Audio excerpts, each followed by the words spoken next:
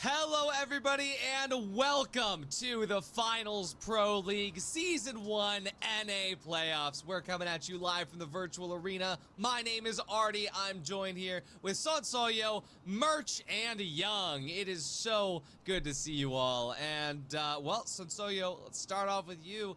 What have we got in store for these fine folks watching at home? Look, I think we got some great 3v3s coming up. I mean, for me, this is the moment I've been waiting for. This is where we get into the nitty gritty of the Pro Hubs League. And we got some great matchups for you today. Merch, what do we got?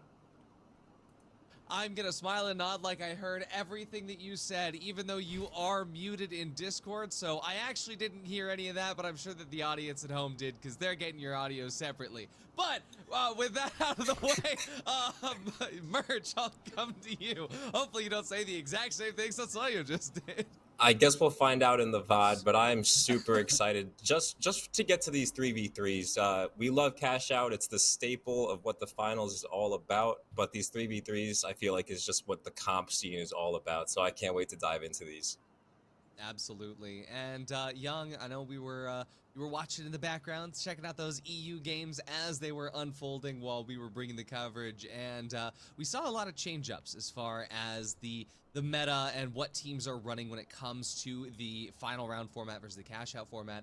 As far as the NA side of things goes, Young, what are you expecting over here? Any changes? You know, I think there were just the entire rumors and things that we saw of like teams running sniper and teams doing like weird things we haven't seen before. If any is doing some of that stuff, I'd love to see it. But, you know, I think my gut reaction is mostly the same. It's probably gonna be a lot of what we've been seeing already. There might be some secret picks that come out, but I'm gonna guess it's a lot of 93R, a lot of FAMAS, a lot of Pike, and SA12, more than likely. I would like to see another sniper that actually works, but we'll have to see if that happens. We'll have to see for sure. And as a reminder for everybody, I just want to say a big shout out to everybody who has donated to our prize pool. A huge shout out to our benefactor, Broxton, aka Crash, for just an absolutely insane amount of money donated to this prize pool that all goes directly to the players competing today, both the NA and the EU bracket being funded by this. Our prize pool is now at $3,000. Another huge shout out to Embark Studios, where the staff have just been continually providing support on that. Thank you guys so much for everything, and all of you in chat as well who've donated. We cannot share our appreciation enough. And let's go ahead and take a look at our bracket for today. Take a look at exactly what is going on here. As you'll notice, we have the lower round one, and the bottom four from the regular season, they're going to be in a single elimination best of one bracket. But those top 8 that you see at the top of your screen there, they're going to be on a double elim format. Somebody has 2 lives. It's, well, it's a lot more coins than you would expect, to be honest. But honestly, coming into this, Sonsoyo, I'll bring it to you. What is your expectation for the upper bracket? What is your expectation for the lower bracket just coming into this? So for the upper bracket, we have some very close matchups. We do have a new team getting sponsored. That's going to be Lasagna, Uni, and Gremlin repping Team Nightmare. And it's going to be fantastic to see them go up against the Rabble Rousers. We got Team Envy versus Apes, a favorite of mine, and another sponsored team, Team Envy. So that should be hype to watch. We got Retwist versus the Steppers and Team Ed versus we got some great matches, but down in the lower bracket, as you said, best of one is going to be very volatile down there to see making comeback runs. We've seen it before in Volcanic Panic. We've seen some teams make those long bracket runs into the losers round and make their way all the way back up to lower semi. So I'm going to be interested to see if we do have some of those runs. 100%. I think that there is a capacity for it. Merch, I want to ask you, what is your prediction for today? I think we're going to be jumping into our first match here pretty soon, which is going to be Nightmare Refined versus the Rabble Rousers. And as far as our very first match of the day, Merch, who have you got? So we are watching Nightmare and Rabble Rousers. I gotta go with Nightmare. They just inked that deal. They've been pretty dominant all season. I think in their minds they have a lot more to lose than the Rabble Rousers do, and I don't see them losing it. With all due respect to those guys, we got a bunch of animals that are in this lobby, but I don't see Nightmare losing this one. Alrighty, Young, how about you? I mean, look, I think I'm probably going to call them refined. It's going to slip. I think they've just had such a strong season. I think this is one of the teams that we expected to be pretty strong coming into season one, on the likes of Envy. And then Team Ed also not playing together before the season came out of nowhere. So out of everybody here, I mean, to me, it's a little bit of a toss-up. Ed, Envy, Refine. Is Offkey going to have the miracle run? I'll leave it up to you. So I've got to keep my eyes on multiple things, but I think at least as far as this first match goes, my money's on Nightmare. I got to get used to that one. I'm still going to call him Refine. Absolutely. I mean, I gotta say, Sonsoyo, I do deeply apologize to you personally, because in my pick'ems, I do have Ape Aura getting taken out by the absolute generational run that's going to be coming out of Offkey. And so I just want to apologize to you for that pick'em. But at the end of the day, what we do have up for us, folks, is some of the best finals action you are ever going to find before the majors. So with all that said and done, I just got to say, we have been just evolving so much as like a scene to be where we're at right now with all these 3v3s. All these players, they're playing for a lot more than just the money at the end of the rainbow. Especially now that there are team signings on the line, and there's the possibility of all these teams that haven't been signed yet to get picked up. This means a lot more than it usually does, doesn't it, Sosoyo? Yeah, no, I agree. This is a big tournament for those organizations to be looking at, as well as Embark. So we're going to see who comes out of the woodwork of this one. And again, like you said, signs the ink. I do like that phrase. So we'll see who really shows out today. Absolutely. And I mean, looking back even at season 0, like the playoffs that we had over there, watching the NA games, I had such a pleasure of like trying to figure out exactly how these teams would play differently. And they played so different back then for when it came to cash out versus that final round format. And back then, of course, it was mostly that final round format that we were so used to. So now coming into this, where our playoff season, everything is all cash out, we're finally into the 3v3s. I'm just excited to see what these teams got for us. But without further ado, I'm going to leave this out now to Young and Merch to bring us the heat. Casters, take it away. Thank you, Artie. Merch, can't believe this is the first time that we get to share the booth together. Don't tell Artie. He might be upset by that. But today we got Rabble Rousers versus Nightmare. Merch, what are we seeing today? I know you've seen these guys playing time and time again in Season 1. The 3s plays pretty different than 12s most of the time. Anything that you're looking forward to in this set? I think the key players to watch here are going to be Uni for Nightmare and Sloth for the Rabble Rousers. I think Sloth is going to be a huge X factor here. We're all familiar with Uni's game. Godlike aimer, zero recoil, having. But if Sloth can do something to counter him as he gets taken out right there by Gremlin's RPG, I think we might have an interesting one. But that was a fast wipe. I didn't even get to finish my point, and we have the first wipe of the game. Nightmare is going to go ahead and tap Vault 1. Yep, blink and you miss it. I think, yeah, not a lot to dissect from that one. Let's take a look at the points here. We do have Hospital on A, likely just going to go ahead and run that, blow up the bridge, get rid of the crane, all this stuff. Notoriously one of the harder points to retake here. Again, you can do a bounce pad into your gateway. You can just try and get your light over there somehow, but these teams at this level are not going to let that happen real easy. Yeah, not at all. These teams are already locked in. That crane has already been disposed of. Varian letting those shots off, but that means Nightmare knows exactly where the Rabble Rousers are at. Now trying to get some vantage points over here from top cafeteria, but they do have their work cut out for them. We do see pikes in hand of Varian, as well as I believe Lasagna running the pike across the way. Uni just finding those off angles, but he does get headshotted there, so he's gonna need to back up just for a second. This is good though. This is exactly what Nightmare wants. They can do this quite literally all day. We do see a move, an aggressive jump pad coming in from the Rabble Rousers. They're gonna need to get a pick here, almost getting Varian down to just 2 bars of health. He is gonna get healed up pretty quickly, but Lasagna's getting aggressive here, finds the assist there. Some huge back shots as well on Mr. Derp. That's just gonna leave Slothy all by himself, and a fantastic team wipe out of Nightmare yet again. Yep, huge back shots indeed, Merch. You can say that all day. Yeah, I think great support there on the side of Nightmare. I mean, granted, your angles on the side of Rabble Rousers, not a lot to push through here, but Gremlin and Laz just doing a great job just kind of holding it down. big RPG came out, just plopped the dome down. Not much they can do. Second push coming out here, though. I don't know if they're really going to have enough time here. 30 seconds just about left on A. Rabble Rousers in a little bit of a world of hurt. They might just need to reset and go for next.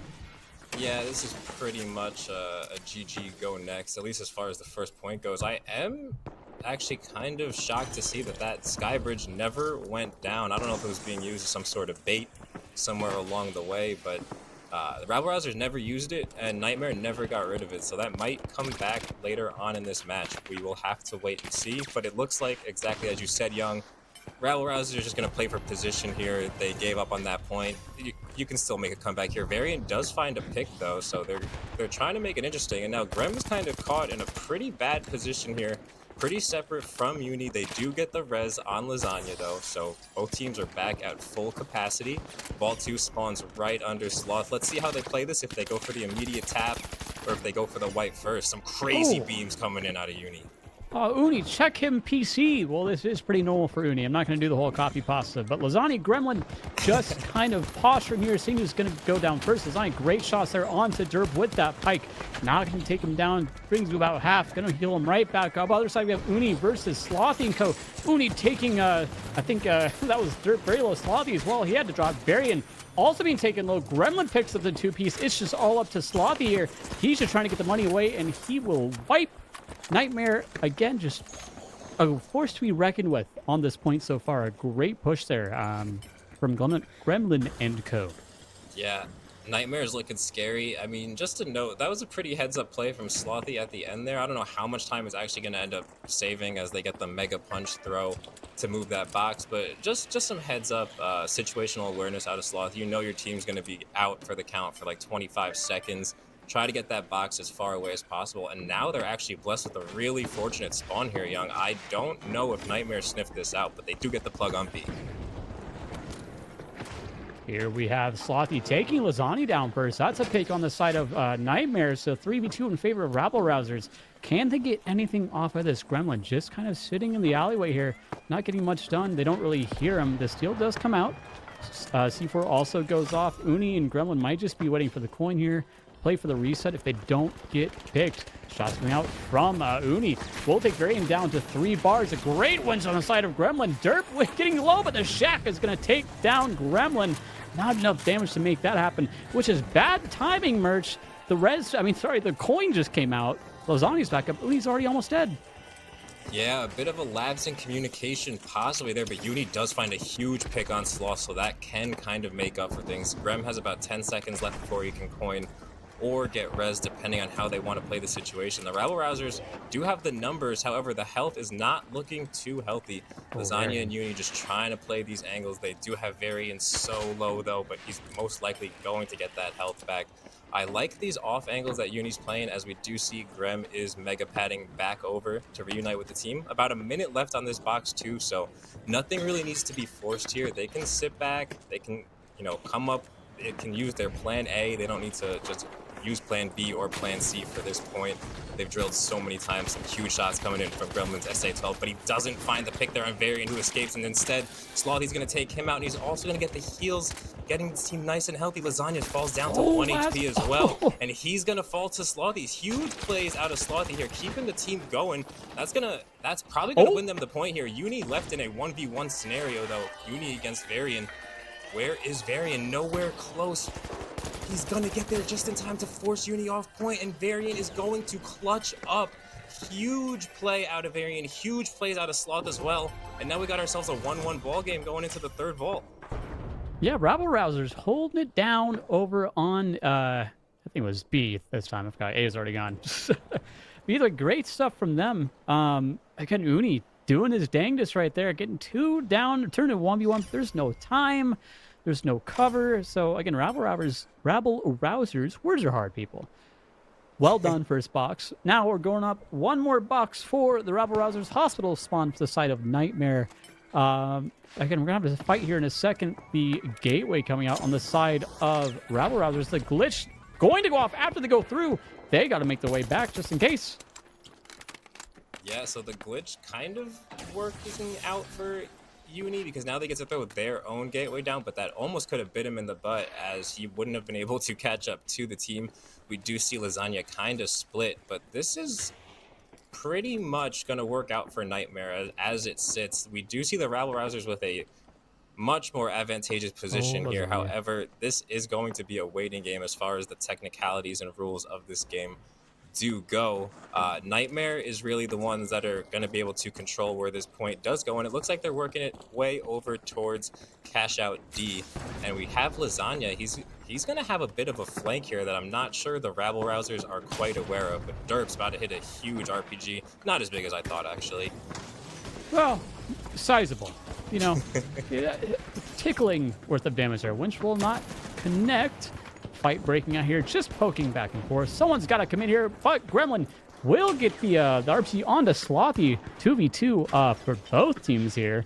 Derp and Variant, health bars in the red. It's just up to Mr. Derp. He will take down Gremlin. 1v1 Lasagna versus Mr. Derp here. Mr. Derp still very low. The res comes out from Lasagna.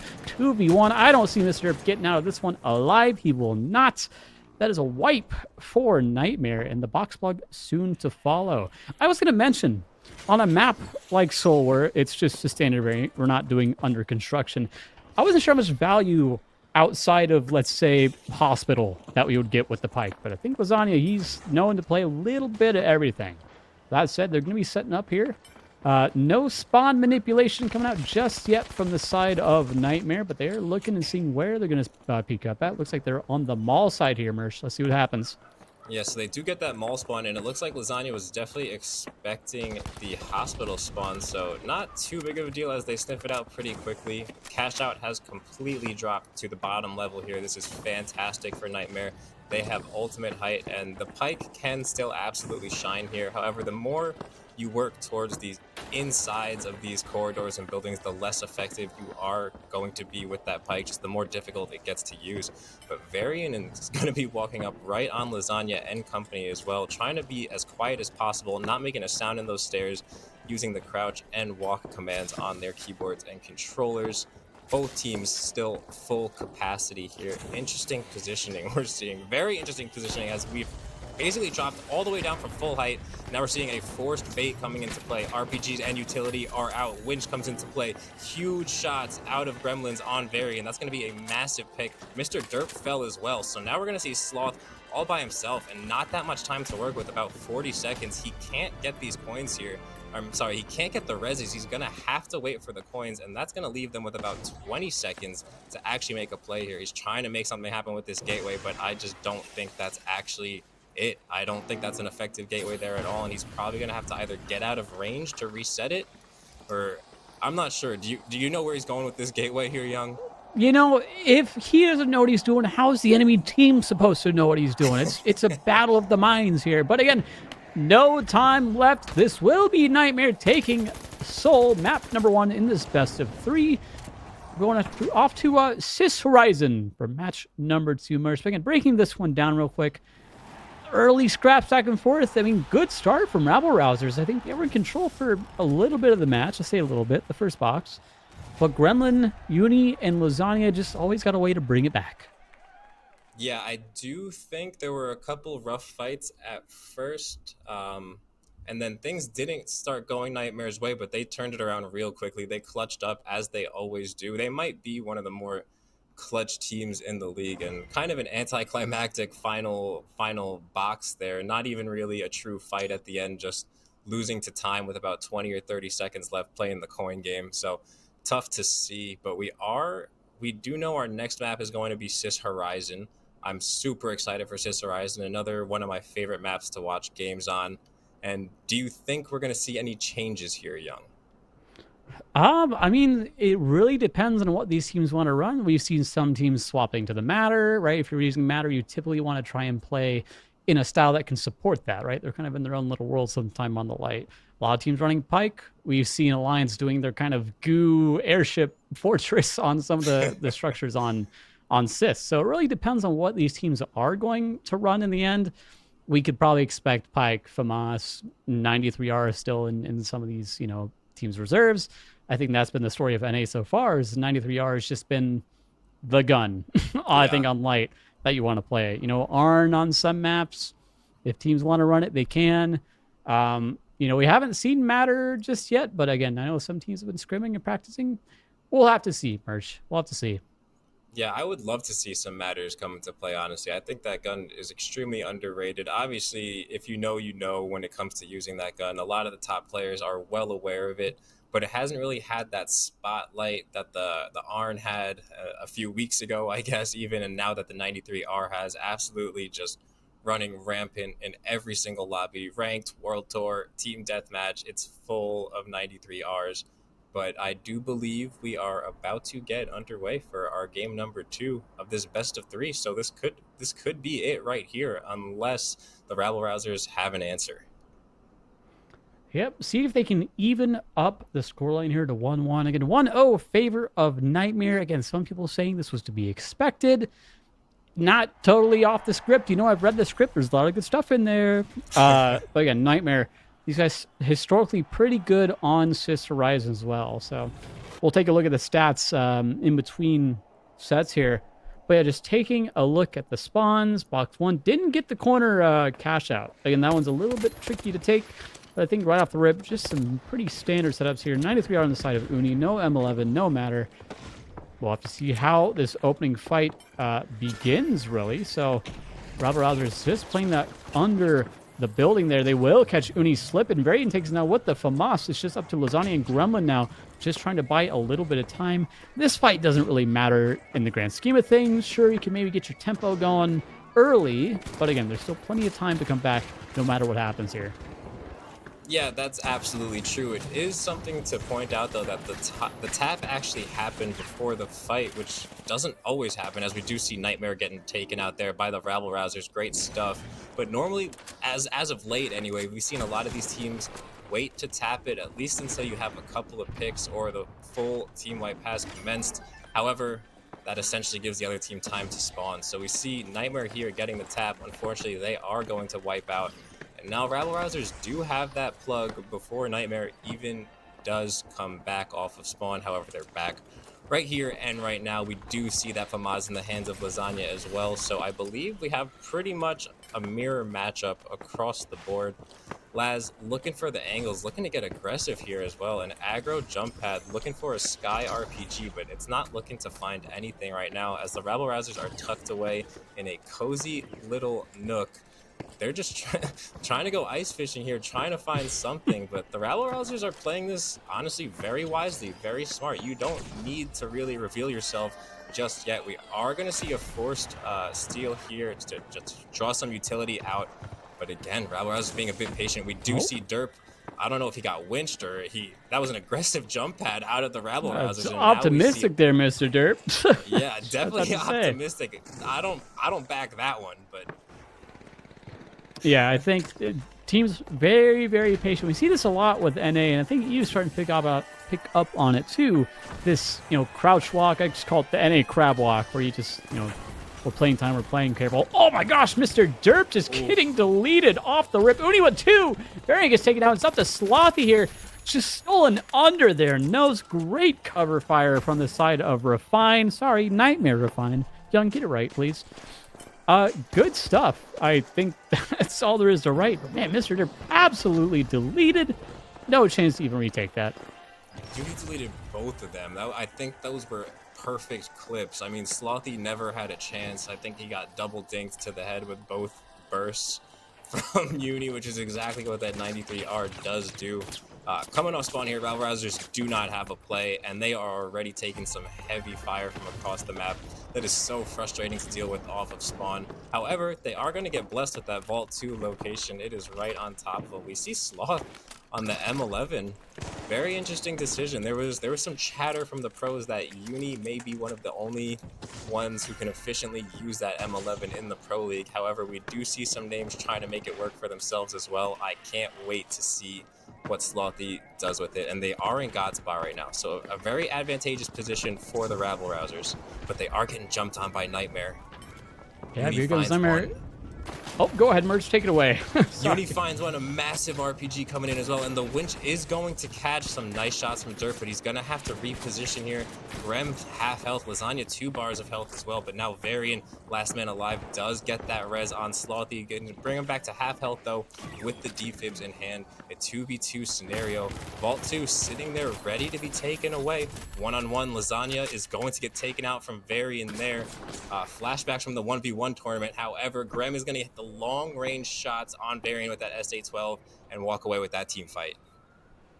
Yeah, good stuff there. Again, Gremlin just able to hold it down. Rabble Rousers really trying to make something work here. Just Nightmare playing so fast, I think is the way I want to put it. Their fights are quick, not giving Rabble Rousers a lot of room to breathe in these, and so we'll have to see how the setup goes here. Ooh, the spawn right on him too. Oh man, okay. We'll have to see how this goes, but great spawn for Rabble Rousers. Honestly, TP coming out here will get the rest of the team very, very close.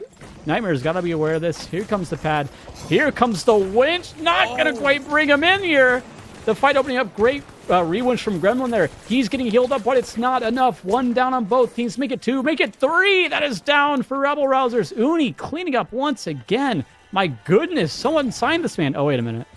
He's already signed. That's a joke. Thank you.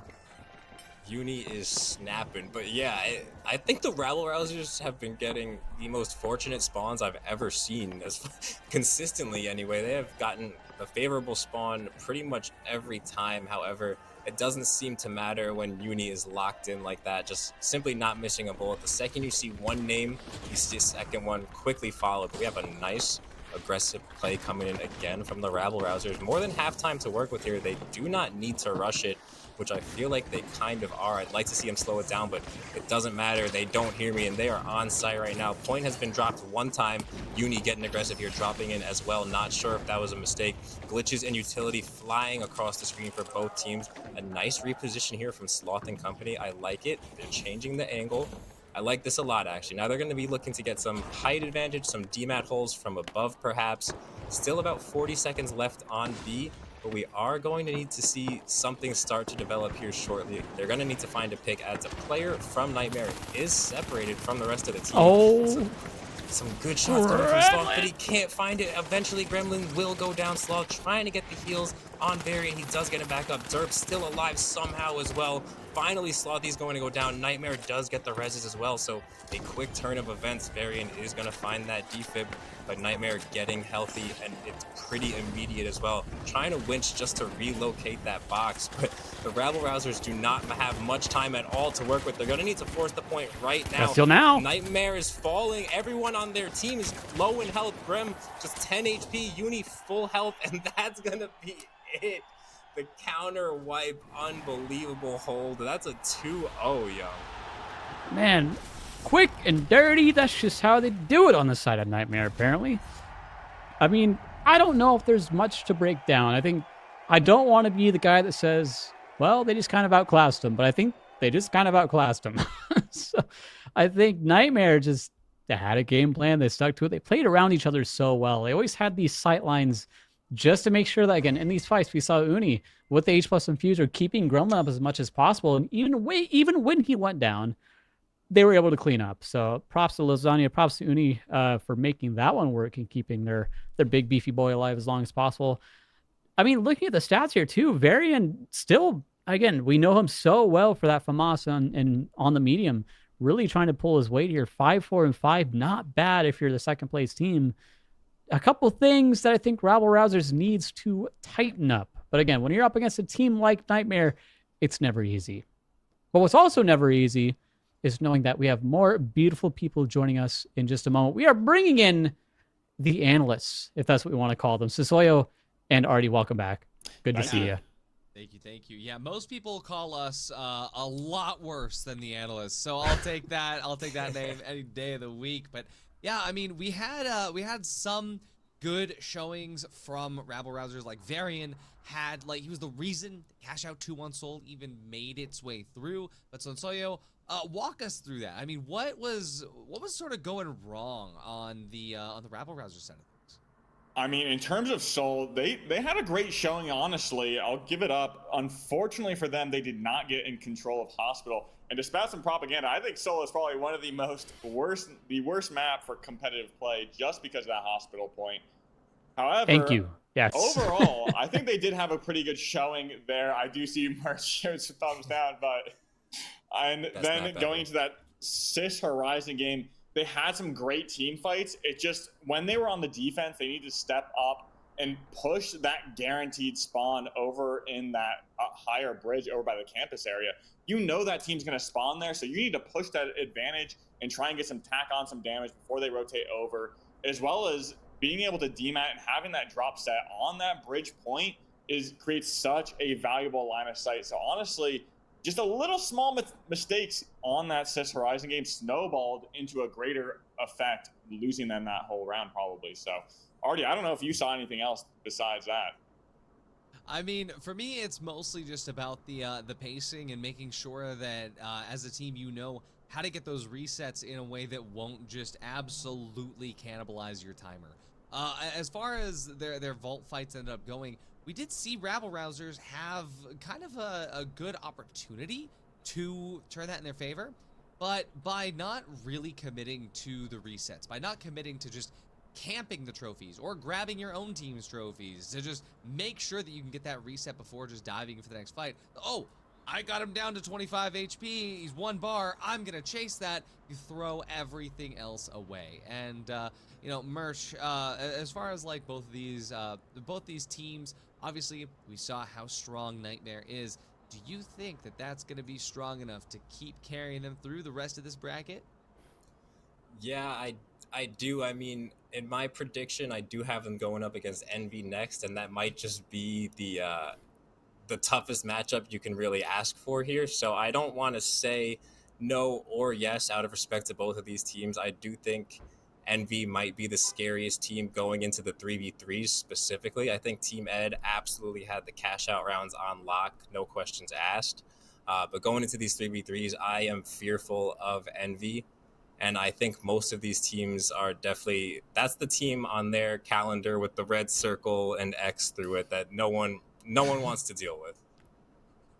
Yeah, I mean, you know, we still actually have to wait for that Envy game to finish up here. So you know, as far as like Envy versus Ape Aura, as that goes on behind the scenes, we are going to be waiting for that to finish up. But what are your thoughts so far on maybe what to expect? That seems to be going to map 3. I do think it's going to be a tight matchup. It really comes down to map dependency. I do think Team Envy probably has the edge in that matchup, but I do think they're playing on Monaco right now, and we see BMO on the sniper. I know Young, mentioned that earlier to see if we have any sniper plays, and from what I've seen on scrims with that sniper on Monaco, I do think it can really work out. You just need to position properly, get that value in when you can, because once those fights break out and become close range fights, that sniper kind of is going to need to become a shotgun at some point. You're going to have to hip fire melee, try and get those early picks on maybe lights, or get some big damage on heavies or mediums or something like that to create that value. But I'm curious to see how this game goes. I'm not sure if it's going to a game 3. I'm not sure what the score is in overall, but I think we're going to come to a conclusion very soon to take a look at the bracket extremely soon to see how those games went. Yeah, I'm glad you said that. We're going to look at the bracket here. And Young, I mean, we could see that Ed versus Retwist is going to be happening alongside Envy versus Nightmare. And, of course, while we could watch the Ed versus Retwist, I think everybody wants to see Envy. I think everybody wants to see the 2 newly signed boys on the block. But, Young, I'm actually more curious about what's going on in the lower bracket, those absolute death ball best of ones. What do you see down there so far? Oh man, I see a lot of struggle. Already, I think that's the name of the game in lower bracket. Who can struggle the least? Again, these best of ones, it's cutthroat, right? I think you got one chance, one map, and if that map is like it's not your favorite or you're not very good on it, you're a little cooked, you're a little chalked. I mean, am I surprised to see the teams that are making it through upper bracket? Not really, to be honest. I think there's a lot of teams in lower bracket that can make that run through. You know, I would love to see that kind of redemption story for some of these teams. I mean, you know, off key, fourth party, they didn't have, and you know, Scalawags didn't have the strongest season, but the format that we give these teams for playoffs, some of these teams might be better in threes than they are in cash out, right? So there's some opportunity for them to really flex in these scenarios. And we'll have to see. I mean, gosh, these loser bracket games are gonna go quick, and honestly, I think it's anybody's game. But for the sides of, Apes, Via, Steppers, I think a lot of these guys we can expect to progress further through the lower bracket. Awesome, and I am just now seeing that bracket update. Envy confirmed winning up against Ape Aura. Sorry, Sensoyu. And now we are going to get them in lobby to get ready up here. So, I mean, coming into this, Envy versus Nightmare, I am very excited to see if, Team Envy is going to be able to keep bringing the heat. I mean, in the scrims over the last week, they've been locked in. I mean, they don't really VOD review much, but what they do is they scrim 3 days a week. They have a very open schedule. They scrimmed the #1 team in EU as decided earlier today with Aimers, and honestly, they had a very good performance against Aimers. So I have high expectations here from Envy. What about you, Sensoyo? No, I do think this is kind of the battle of the grinders. Envy and Nightmare are grinders. They scrim almost every day. I see them playing all the time. A lot of people think they're kind of getting a read on Uni in these 3v3s, so we're going to kind of see if that's coming to fruition. I do think I heard something in the back end that Envy has figured out how Uni plays and figured out how to counter him, because that, to me, is probably the biggest X factor in Nightmare. We do have the such strong cornerstone of Lasagna and Gremlin, but Uni being that X factor. Yeah, and Merch, I mean, we just got done seeing Nightmare, and so you brought up Uni and Gremlin, but I mean, I want to hear your sort of comparison of these two titans, right? I think that it comes down to the mediums between these. What are your thoughts, Merch? Yeah, I mean, seeing STN and Lasagna go at it, you got the mouse and key versus controller on medium. Normally, you see that controller slot normally kind of reserved for most of the lights. However, Uni is rocking the mouse and key for Nightmare. And Stooge, we all know exactly. I feel like this is a matchup of just two titans, exactly as you said it. I want to say one team is mechanical and one team is methodical, but both of these teams are just so smart and so mechanically gifted. This could easily be a grand final matchup right here.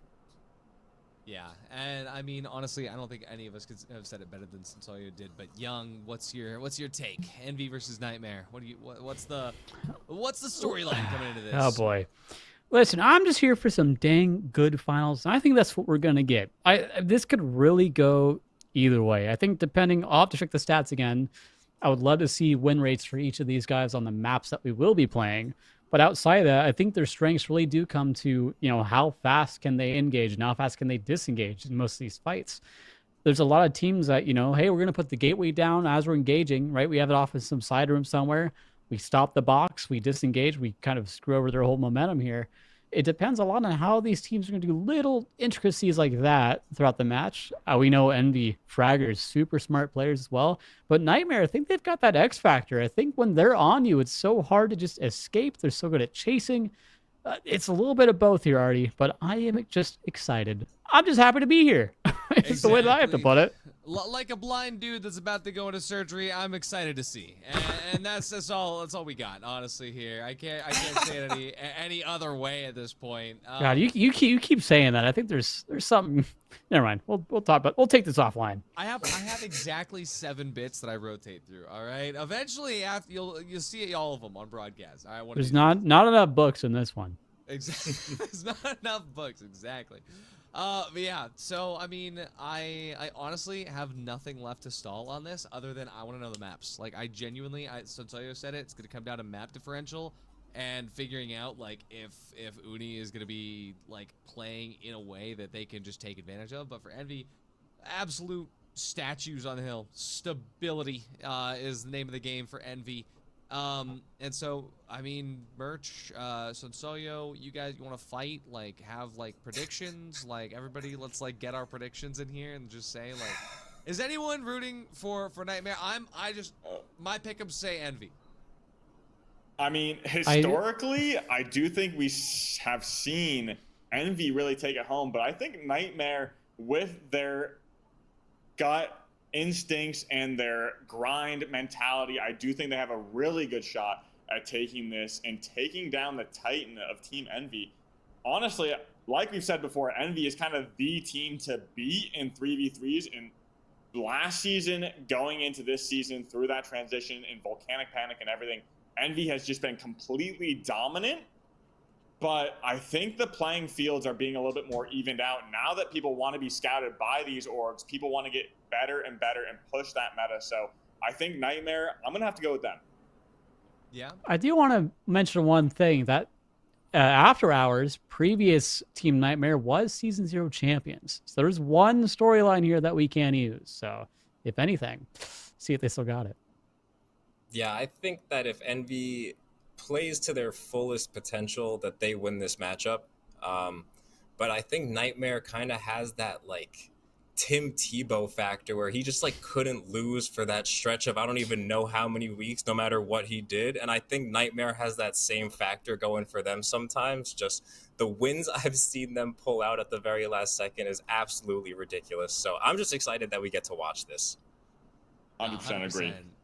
Yeah, there also has to be that that sort of engagement from just like we just got signed on the top of the world type situation. It's the org buff. The org 100%. buff. It's real. I think like it's very legitimate. Like you finally have this like support behind you, and that's kind of, I'm not going to say the goal for all the players in an ecosystem for a game, but just having that like, oh shit, like excuse me, oh shoot, people really want to support us, and having the backing. You get to wear the jersey, you get to like do whatever the org lets you do.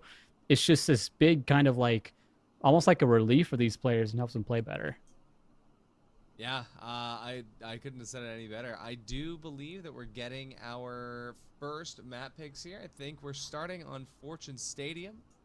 So as soon as we're done with the rest of the bands here, we're going to be able to send it into lobby. But Fortune Stadium, very happy to see it as like the starter here. But I mean, hey, for Fortune, Skyway, Sis Horizon, that's going to be the maps here. But for Nightmare, they must be feeling pretty good about Fortune Stadium. I mean, Lazoyo, you think we're going to see Hospital Part 2?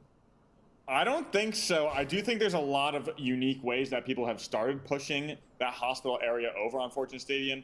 And to me, Fortune Stadium has taken the spotlight of one of the more balanced maps in the game. We've seen Sis Horizon kind of be crowned that back in the day. But now that people are seeing a winch meta and all these setups becoming a little bit more volatile on that map, I think Fortune Stadium is going to kind of take that spotlight of being the balanced map for comp. So I'm excited to see how this plays out and if they're going to have trouble pushing hospital if we do get that point. 100%. Can't spell winch without W, so let's see that winch meta in action coming through this. Young Merch, just going to say for you guys, this next matchup, it's going to be absolute heat. I know you guys will bring the best casting of your lives for it.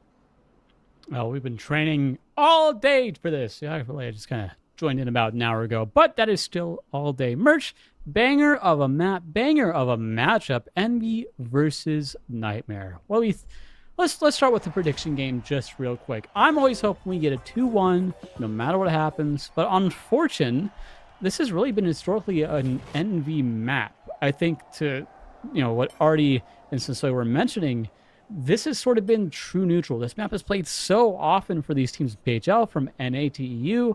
It really is like the map. If you want to be good, Fortune is where you start. Yeah, absolutely. It looks like Burrito has his predictions in as well, as he's giving Envy the 2-0 win here over Nightmare. But I don't say a 2-0, but I am going to go with Envy here as well. We do see Nightmare with that Vault 1 advantageous position here, and they are going to be setting up on height as well. STN trying to get a little kinky goop pad in, and they are going to get aggressive with it as Lasagna fell to half health. They do have the health advantage, and they're not waiting at all as Nightmare's trying to get off the scene ASAP Rocky. They are out of there with a pretty immediate plug as well. So now it's just going to be a chasing game. Nightmare, not much time to set up. They kind of got to plug and go, if you will. Lasagna playing that head glitch in the stairs, but again, he's taking some heavy shots early. We do see some goo that is creating some temporary cover here, but this is an interesting fight that we're seeing Envy take in the wide open. I'd like to see them exactly do here what STN is doing, but now he's getting a bit aggressive here as well, that I don't think Nightmare really is expecting this at all. Shots not falling, and now he's got a bubble shield to deal with. That is quite unfortunate, as Stooge does fall after getting one though, so that gets traded out. STN's gonna fall as well. This leaves Busy all by himself, and Grem is gonna find him no problem. So a nice and convincing first fight of the match that actually happens on point. Yeah, Gremlin and Uni just doing the damage. I think, again, we keep seeing this. They're playing just far away enough where those heals are still, you know, relevant for the side of Nightmare. Question now, how is Emmy going to get across? I know we're, again, getting creative with the push here. Just going to take the standard pad, a little bit of damage. Surprisingly, not as much as I thought. Heading on over. They're just going to go right on in here. Wow. I don't know if that's really the play. STN getting real close there. Busy taken down right away. Gremlin will take him down. The trade. STN takes down Lasagna. Uni takes down STN. Is 2v1 on the side of Stooge. Stooge will take down Uni. 1v1 now. Gremlin versus Stu. Glitch coming out, trying to get that C4 out of there. Will get the steal unless Gremlin has anything to say about it. The winch coming out in just a moment. Oh. That's going to be it right there. Grem holding it down. A real close fight and real up close and personal for Envy on that push merge. Yeah, huge heads-up play out of Grem. I'm not sure if he had to use another C4 or RPG to re-breach into the room, but whatever it was, absolutely saved that point. Nice effort out of Envy there. Really aggressive play. As you noted, I don't know if that was the play. It was definitely a play, and they definitely tried it, but there wasn't enough time for that to fail and get a reset anyway. So in my opinion, I think you need to slow it down a little bit there next time, but hindsight's always 2020. We see an aggressive tap again over here on vault number 2 for Nightmare. So they are wasting no time. They are trying to speed run their way to the finals here, Young. Just a quiet game. A little time to breathe for these fellas right here. Gate coming out. I say that. Nightmare just trying to get their footing off of this. A great setup here on Envy. Glitch does come out. Gonna stop them for a little bit. Uni just wait and see if they're gonna follow through. I think Envy's smart not to do that, just in case the winch comes out from the side of Nightmare. Just gonna take a couple of pop shots. The setup, though, let's talk about the setup. I think a lot of teams just gonna try and hold that roof. We do see a lot of teams on the NA side doing this. Again, I call it the crab walk. They just sit, they wait, they play under, they're playing for the drop. Just a bit of a kind of run around here for both these teams. Surely someone will get a shot in eventually. I'm expecting the winch here in just a moment. Lasagna will spot the first few members of Nightmare. Good tracking there from Busy. He will take down Gremlin. That's one heavy down in this fight. Make it both heavies down. Uni takes the trade on to Busy. Heals coming out. So does the res onto Busy from Envy. STN getting him back up. The stairwell, the stairlight not going to keep him safe for too long here. A fight just resetting. Merch, what is going on? Well, Uni is laying down some heavy shots. That's for sure what's happening here. But we do have about halftime left. Both teams are full reset. We do see STN going for the flip. I don't think anyone actually can stop this, but he's going to hop off. I'm not sure if his hand was forced there or not. Lasagna in a pretty solid position. Ooh. However, he's going to get walked up on by Stooge, who's in an even better position. I would like to see another flip attempt here, really force the hand of Nightmare, and that's exactly what's going to happen here. You basically get a free pick if they do go for this stop here, so that's a free steal in my opinion, 7 days out of the week. Some heavy shots now from STN on Grem, who's going to go down as well. Uni, last man alive, he's going to need to do something, and that's just not going to be enough, unfortunately. He did get STN, but 1v3 against Envy, you can't win that. Yeah, these guys have been these fights have been so close. Let's start there. You know, previous cash out, gosh, 1v1 down the wire. These ones health bars super low. It's like I was saying before, like, you know, previous after hours now Nightmare. These guys are no slouch. They won season 0. They're making it this far in season 1 if they can get past Envy. But teams have really leveled up past that point here. Vault number 3 coming in here. Again, cash outs now on the southern side of the map, I believe. Kind of like the southwest. Teams, again, poshing basically where we saw them off the spawn. M11 in hand for Uni. We've seen that man rocking that weapon time and time again. An absolute demon here But now pretty much the ball's in Envy's court. They got to make something, got to get a push across here. They can take the Gauntlet, they can take the pad. But we're down to final box merch. What do you think is going to happen? Yeah, so Envy is going to have to be the aggressor here, and it looks like Nightmare is just kind of setting up. Lasagna trying to be annoying, take some pop shots. He's not really too worried about much here. He just can't obviously overextend or over ego challenge, get picked. That's really all they need to avoid here. Just be patient, react to where Envy is going. Don't try to predict anything.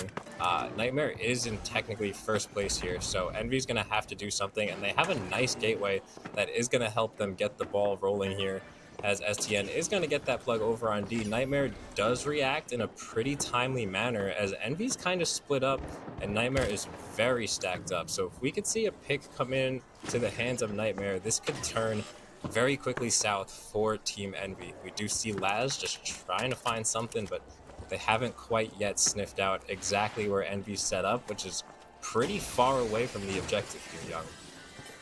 Yeah, it's this methodic, just slow gameplay you see a lot in these final round matchups. Again, plenty of time for the retake here, so don't think Envy is stressing too much. But this is the final box of Fortune, so these teams, there is a lot to play for here. Get that little lead in the series, get you a little bit of a buffer. We do see Nightmare just making the way up the steps here. Envy also. Again, these teams are going to see this a lot, swapping spots. They hear the war horn going off here. I think that steal is going to go through, so back into the hands of Envy. Nightmare does get, Gremlin gets winched in there. He will go down this STN. Lasagna trying to get the res. He'll get the defib up there, but very low health bars on this side of Envy here. Stu and Busy being taken very low. That is going to be STN getting taken down. Uni will basically just get better of him there. The box still in favor of Envy. Nightmare all back up here, so it's a 3v2 in favor of Nightmare. They're going to go for the steal. Stu and Busy, what can they get done? The winch over the box. Man, they don't call him the Jordan for nothing. What a shot with the winch there. But now that it's on cooldown, what can they do? The C4 is not going to matter, but the RPG comes out to go ahead and deter them. Words are hard again. A bit more. Busy takes down Gremlin. Lasagna takes down Busy. It is trading back and forth here. 20 seconds just about left on this box. Uni takes STN down. Still 2v2. Make it a 3v2 here. The steal coming back out from Gremlin. That dome is not going to protect them. Busy coming in with the winch. Will get him knocked off of there. The steal still going out there. Stu not going to get him. That is Nightmare taking game number 1 on Fortune. I was losing my marbles and my words constantly. Merch, I got to take a second to breathe. What did we just watch? We just watched the Tim Tebow effect come into fruition there. I mean, a ridiculous final cash box that exchanged hands twice absolutely for free, which leads me to question the initial plug in the first place. But absolute chaos ensues, and like we've said so many times, like, Nightmare live in the chaos. When stuff hits the fan, these are the guys that end up shining when the dust settles. And I mean, they just got away with the steal that they shouldn't have got away with, in my opinion. I don't think there's really anything else to break down. I mean, it was a misplaced dome shield that wasn't really protecting. There were just so many things that went wrong and so much chaos that ensued that allowed for that steal to happen. That is insane. It's so just everything that, I mean, the finals moment, you get your hallmark moments. I think that's just the finals moment where, gosh, I was watching some of that back, just the heals from basically, I think Uni just keeping them alive as long as they could. Stu and Busy doing their, as much as they could. Your winch is off cooldown, can't really stop the box anymore. What are you going to do? So heroic efforts on the side of Envy. But again, yeah, the Tim Tebow effects, the plot armor really coming in strong for Nightmare. I think people were expecting a good match, but that was very, very close, I think, as the game went on. And, well, we still got 2 more maps to go. So I think we're off to Skyway after this. Haven't seen Skyway a lot on the EU side either.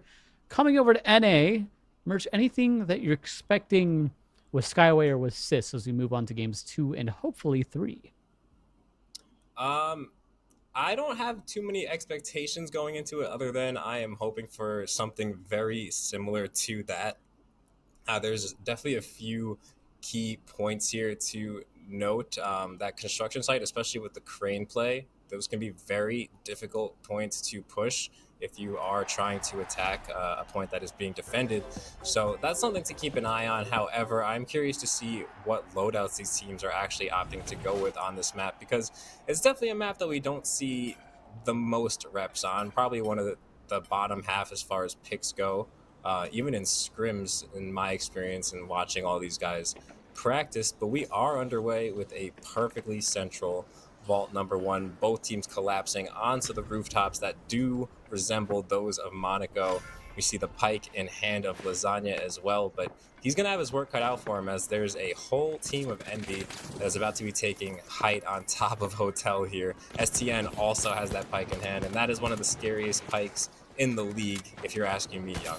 Oh yeah, see, this is why it's gonna be real good coming into champs. We're gonna see all the top teams fighting each other. Likely we're gonna see these guys anyway, to be frank. But yeah, I think what you were saying about this map not being, ooh, SDN, careful there, son, gotta get down.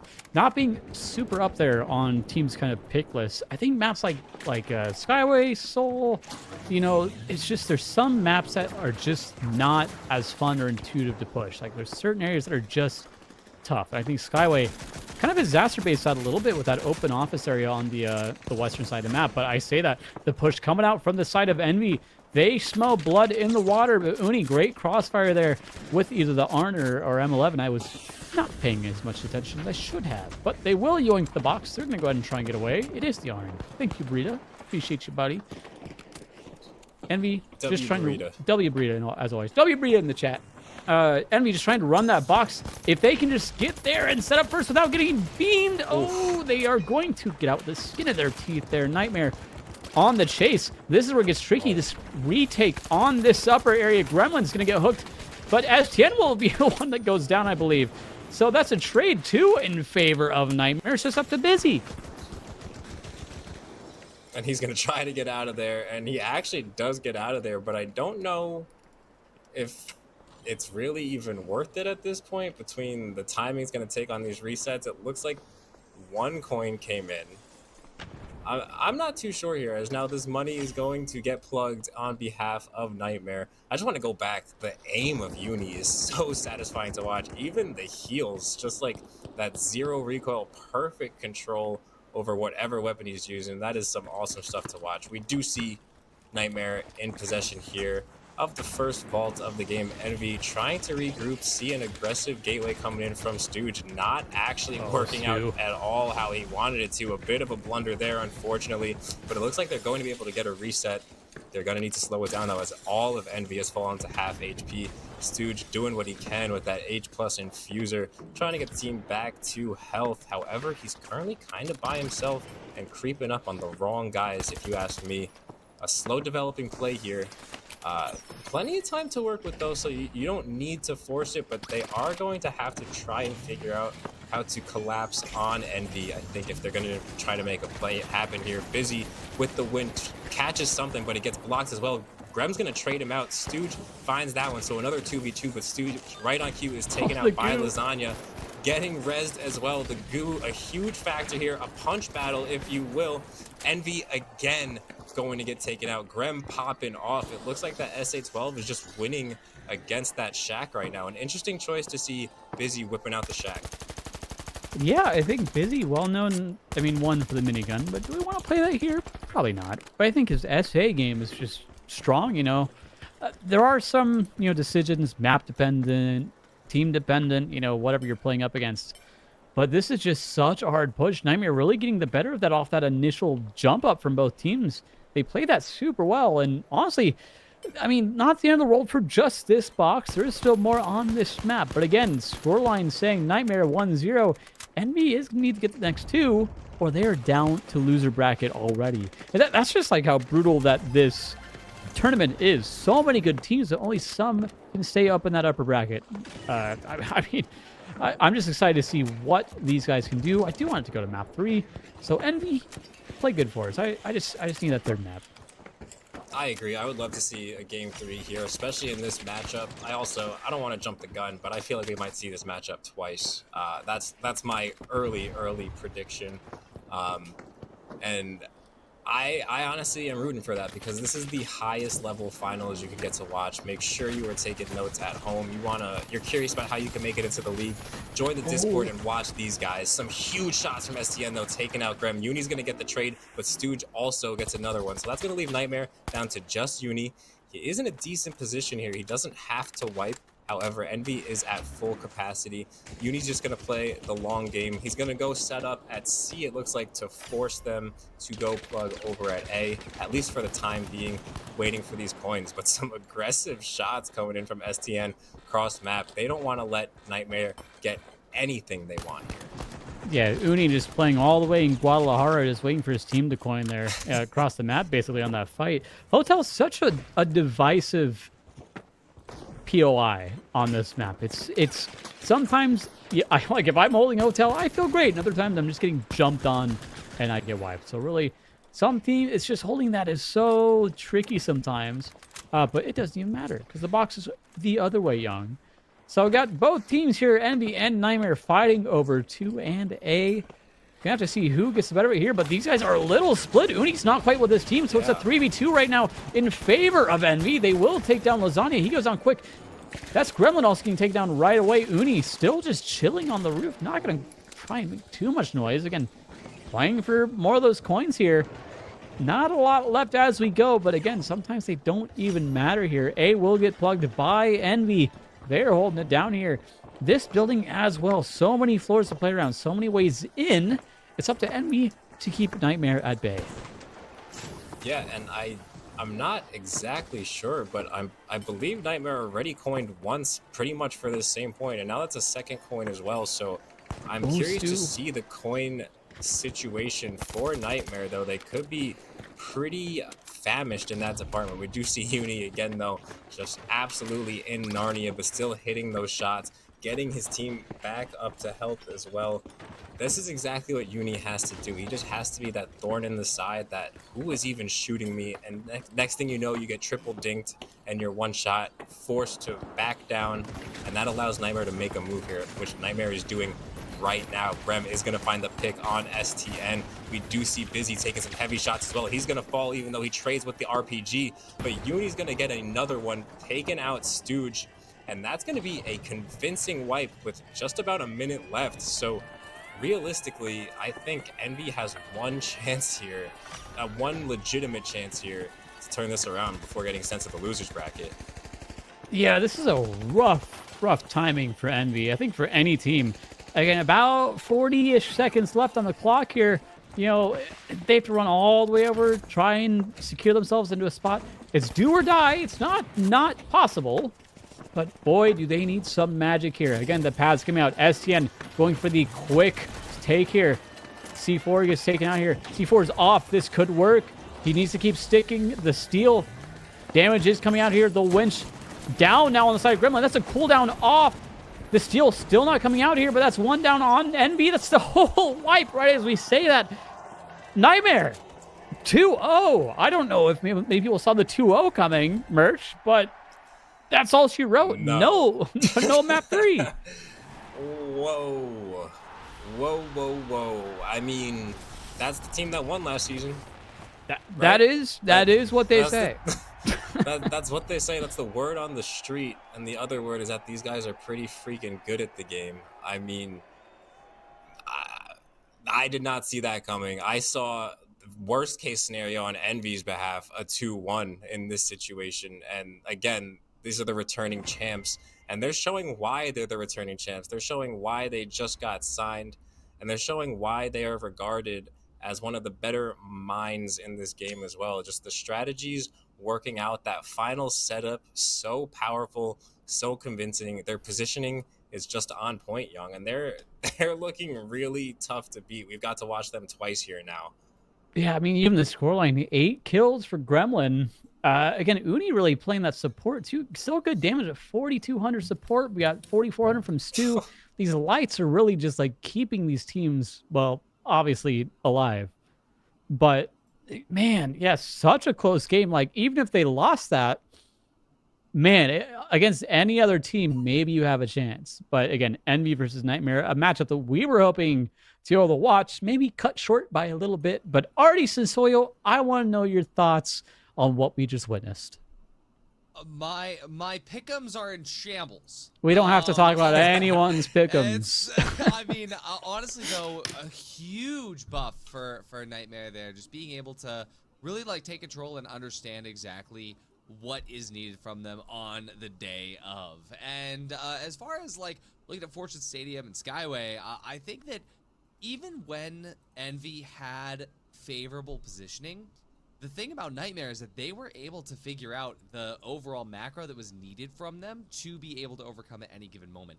I was concerned with Vault 2 and their play around there. Merch was talking about the fact that, hey, like, coin economy, probably in the trash right now. But even through that, they stuck to their guns. I think that better teams might have even said, you know, hey, this didn't work out the first time with taking the early fight over to the hotel. Oh, this didn't work the second time, taking the early fight over to the cash out.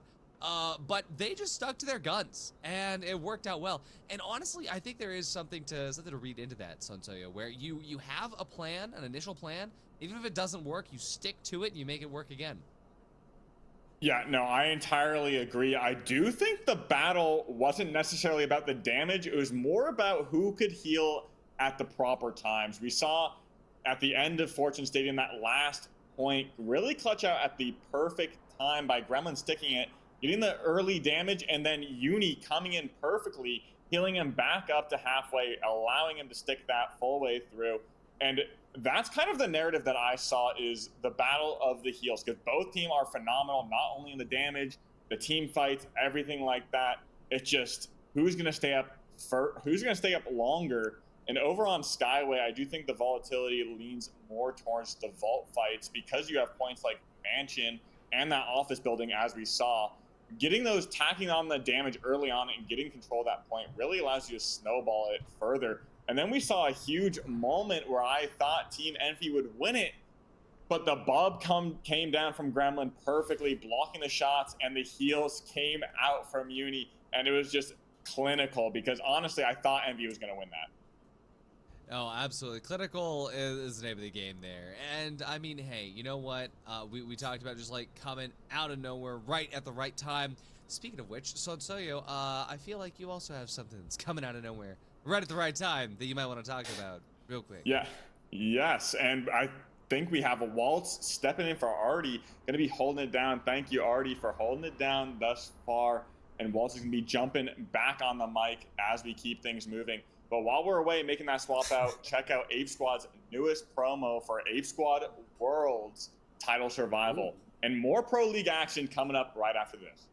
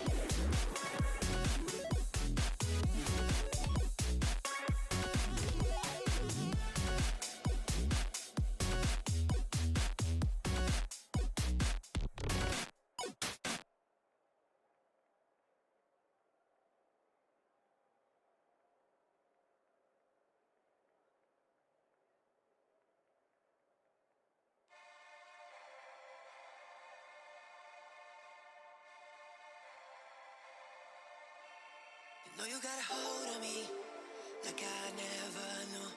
Feeling that chemistry between me and you.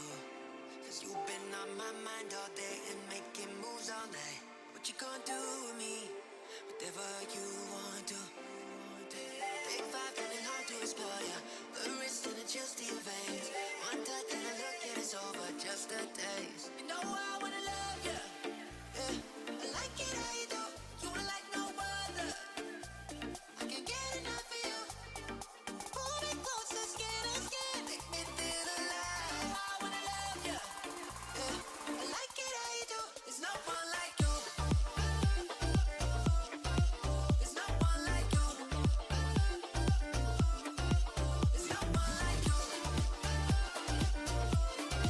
There's no one like you. There's no one like you. You've exceeded all my expectations. But now without you, I'm losing patience. More than just someone, everything I want. Something about this love, I just gotta say. You know I wanna love ya. Yeah, I like it how you do. You are like no other.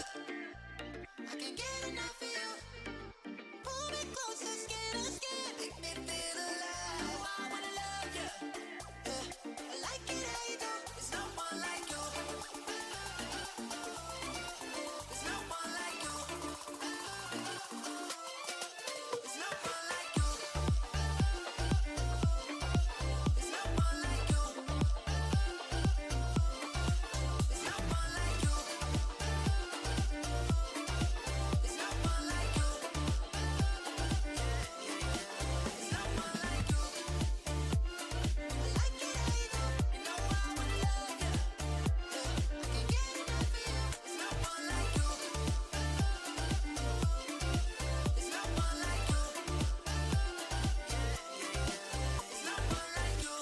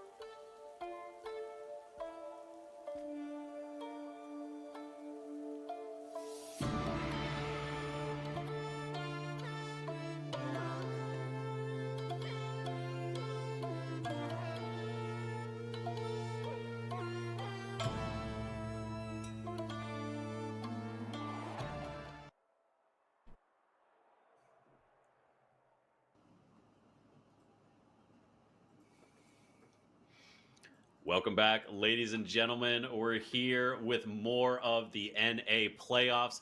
The games continue to be hype. It's exciting. I am here. I'm going to be taking over for Artie. Again, the King Artie filling in for me as I was a little bit delayed, but I'm here now. I'm excited to be with this phenomenal panel. And the games have been great so far. I think that sometimes we've seen some score lines that maybe were a little surprising, but the game themselves have been pretty close. But we have some updates on our bracket now. Sansoyo, do you mind running us through who's been progressing, especially in that loser bracket?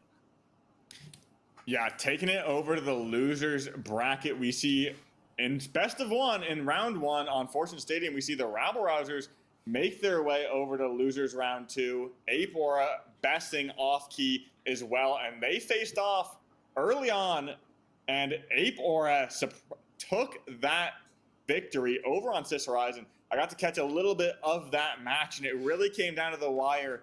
They won barely, just by a few goo stalls on that first point, and was able to snowball it further down.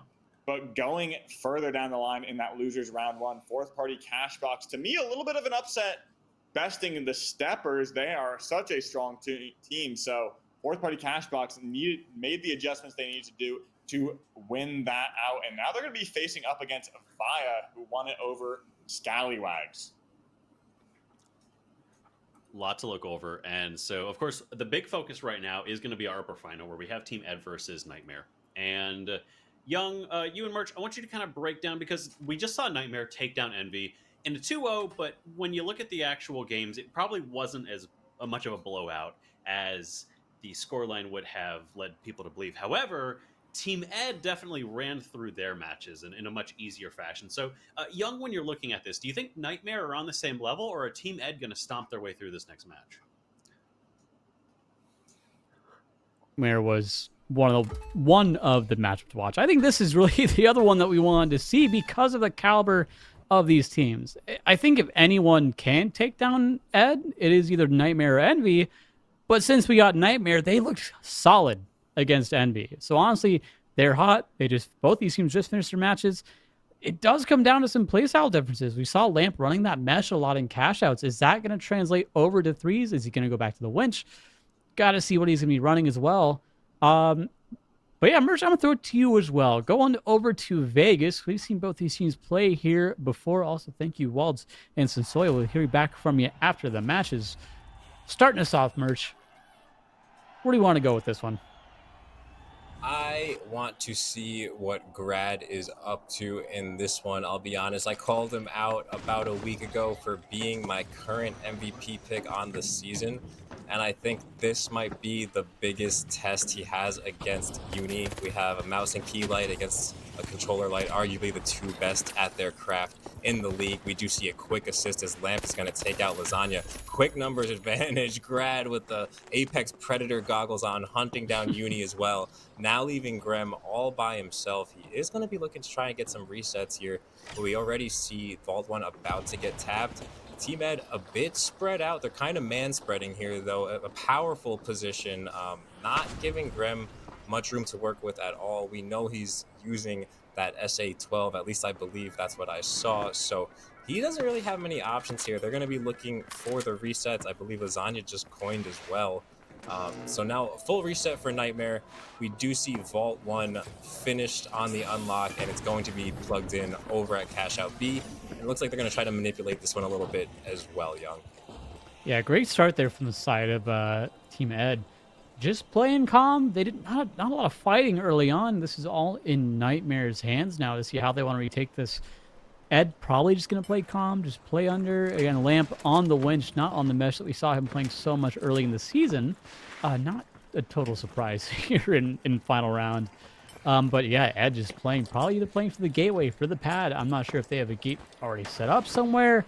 Ice fishing coming out from the side of Nightmare. I think they're hitting the steps now from the side of Team Ed. They will. Some shots taken from Lasagna. Just going to poke at him. Nothing huge coming out just yet. Still about a minute and a half on this box. Just about maybe a minute and 20 seconds. The steal coming out. Here comes the pad from Team Ed. The steal will have enough time to go through, but here it comes the retake. Lamp getting real close and personal. Will winch Lasagna. Lasagna taking very low. He is out of the fight. Gremlin also 1 HP. Heals coming out from Uni. Great heals getting back in there, but the retake once again. Ed going to take this one right back, Merch. Yeah, I do like the quick flip. I wish we saw more of this in the 3v2 scenarios, because again, you're forcing the team's hand. You either get the flip or you get a free pick on them trying to stop it. So great setup and great plays out of Team Ed. And again, Grem left all by himself. That's just tough timing. Yet again, that wipe is basically going to be that point for him, as they're going to come back in 18 seconds. But with 30 seconds left on this box, this one is pretty much, bagged and tagged here, as we can start rotating on to next, unless some insanity ensues that I've never seen before. Yeah, no kidding. Luckily, I don't think the spawns are that close. But again, just winching, wasting a little extra time. Yep, box number 1 going to Team Ed. Nightmare and Co. Again, just didn't really have their footing in that one. Again, right here too. Lasagna, 3 bars. The heal comes out. Will take him back at the full just about. But man, even off the spawns, Nightmare is getting shot at, Merch. Yeah, they're taking some heavy fire pretty much immediately. All of these players have such vast knowledge of the spawns and how to manipulate them and make them work exactly how they want. And with the accuracy and reps they have on all these recoil patterns as well, it's just very difficult to be in any of these lobbies, regardless of how good you are at this game. When you're dealing with the best, there is constantly something you need to be worried about. We do see Team Ed. I believe they are on top metal here, at least from the angle. Yes, they are trying to ice fish down, as we do see Nightmare finally going down. You know, we haven't really seen them have to play from behind, even though quick point in our first game here. We do see them now playing from a deficit, which they may not be comfortable with. However, if any team is able to find success in the uncomfort, it is definitely Nightmare. We do see the plug getting plugged and aggressive DMATs coming in from Normalize. However, nobody is going to go down. A couple shots pop off, but more warning shots than anything else. And now we are seeing a reposition. Oh, keep going. Sorry, I'll just see those optimistic bounce pad. We're seeing a reposition here. Lasagna is actually going to find Lamp, but Normalize is going to trade out on Uni. So we're left with a medium and a light against a medium and a heavy. They are going to need to get that heavy up immediately if you are Team Ed and you want to try to make any sort of play on this steal here. Plenty of time, about 1.5 minutes, but Normalize is going to get taken out in an attempt to get that res. Lamp goes down as well, and now Grad with just 25 HP probably should wipe here, which he does. A wise decision to take that early wipe. Bit of a strange kind of teams running into each other there. I mean, the pad on the roof, both of them just met right there. Everyone padding up.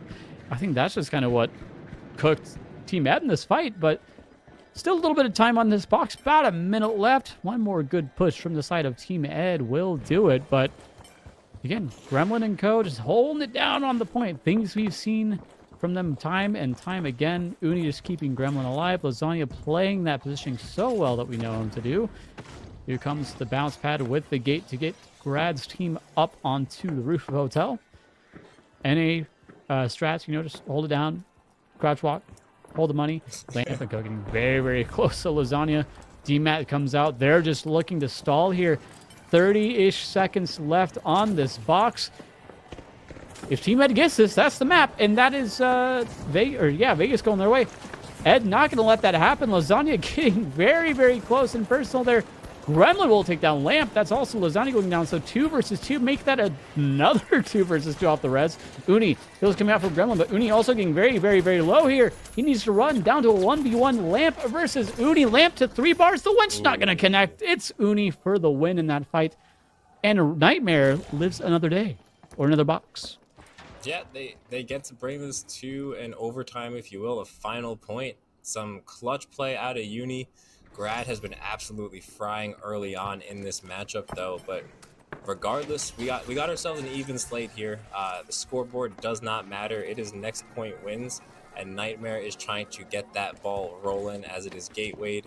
It looks like they're going to be going for a fast plug over on C, but I'm not sure I quite sign off on this play. I think you're going to need to try and at least establish a power position here before you want to commit to this plug. We do see Normalize ahead of the game here.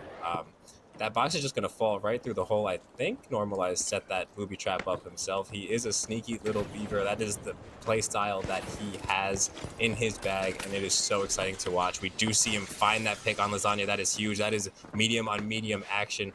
Now Nightmare without a medium is going to have to play this very tactically for the reset here. The trophy is down on site as well, so really no chance at getting that res. We do see Lamp rolling around, or roaming around, I should say, on point C. He's going to get this steal with the goo set up, and now they have a pad to get back on the roof as well. Some nice play we're seeing out of Normalize, getting Grem down to half health, and he knows exactly where Uni is. This is huge. Normalize now smells blood in the water. He's trying to sniff something out. Oh, if only he could see what we could see. But graduating down to 10 HP, they're going to need to slow it down here now. There's plenty of time to work with. I think everybody just needs to hit the reset switch. Both teams are about to be at full capacity. And we do see the kite from Team Ed now starting to take effect.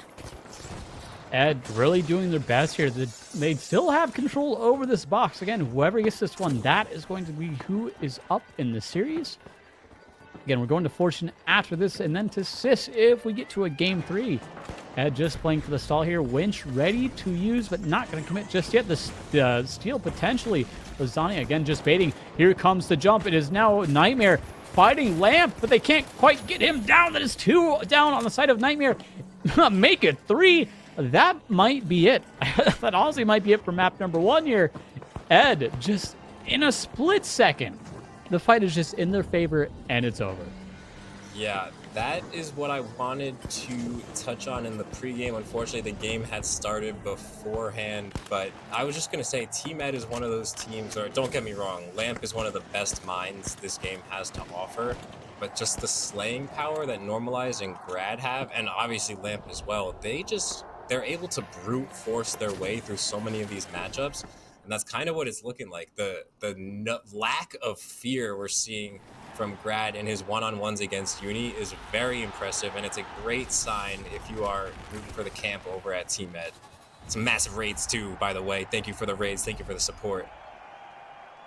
Yeah, W raids just in time in the middle of the series. So again, Team Ed 1-0. They will be taking Vegas off of Nightmare. We're going to Fortune next. I mean, pretty even scorelines across the board for both teams here. But Team Ed, just those decisive fight winners. I think they're so fast in these fights. They start them and it's over.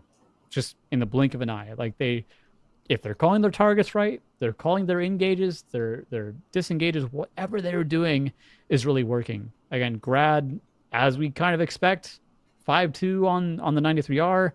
He's been rocking that gun, God, since the start of the season.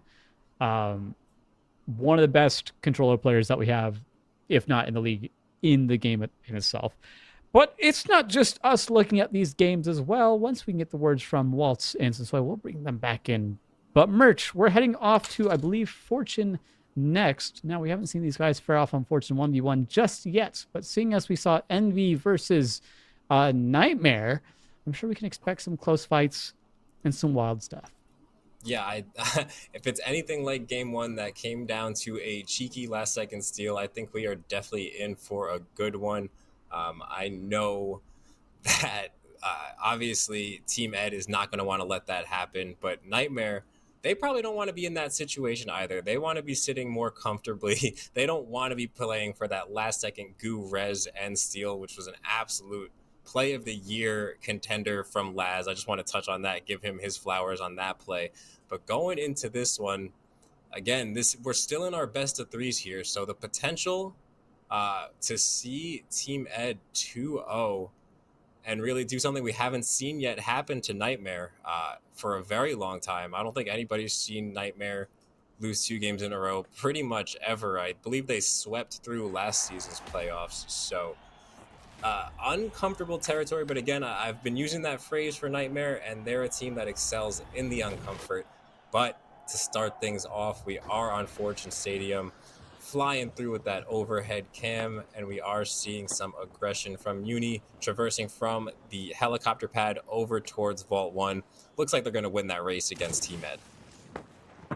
Yeah, this top hotel building, just one of the spots you expect to start playing. And you got the Isolt kind of middle building, got this hotel building here. These teams just holding these roofs until somebody makes a move. Now, the tricky part, can Team Ed make it over to B? Let's go ahead and fight Nightmare. They're going to try and be a little proactive to make this happen.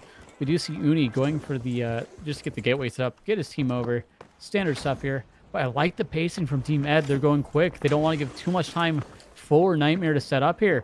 Again, this cross is sometimes the hardest part of this area of the map here, but Ed making it look easy.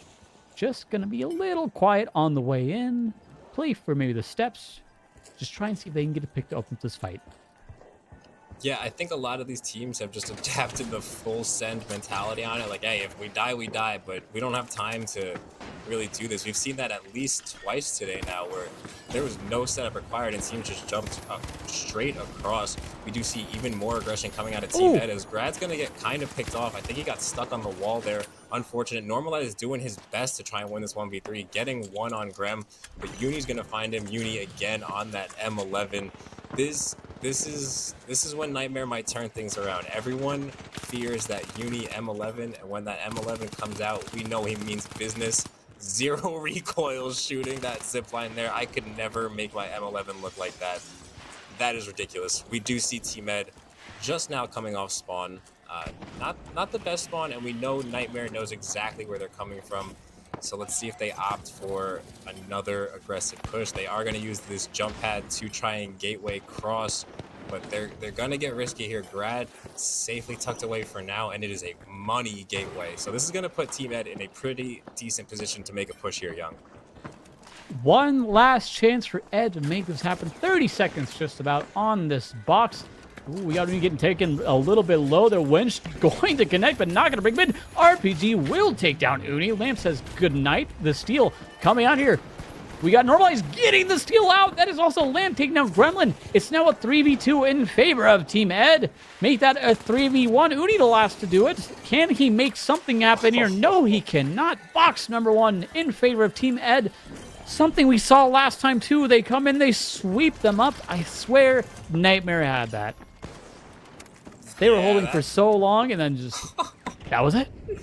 That's a backbreaker for sure. I mean, you hate to experience that if you're Nightmare, and I think it's just more of a testament to Team Ed than anything else. Just looking dominant, kind of getting away with whatever they want. A push that, yes, it was a very good push, but Nightmare knew that was the push that needed to ensue, and it was like they couldn't do anything about it.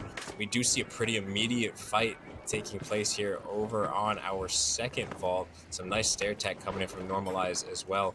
Getting that height position, Vault 2 has completed, but we do see a bit of a split here from Team Ed. Not sure exactly how they're going to play that. They might give possession to Nightmare and just opt to get into the more advantageous position on top of this Halto building, which is exactly what they're doing. Normalize trying to just find the angles. They're in a pretty good spot here. The second that money starts moving, the player moving it is about to get lit up. Right on cue, Lasagna getting beamed, and he's not even the one with the indicator over his head. So now Gremlin looking like a fish out of water, and the rest of Team Ed is about to collapse on him. Grad absolutely hunting him down. He knows exactly where his next victim is.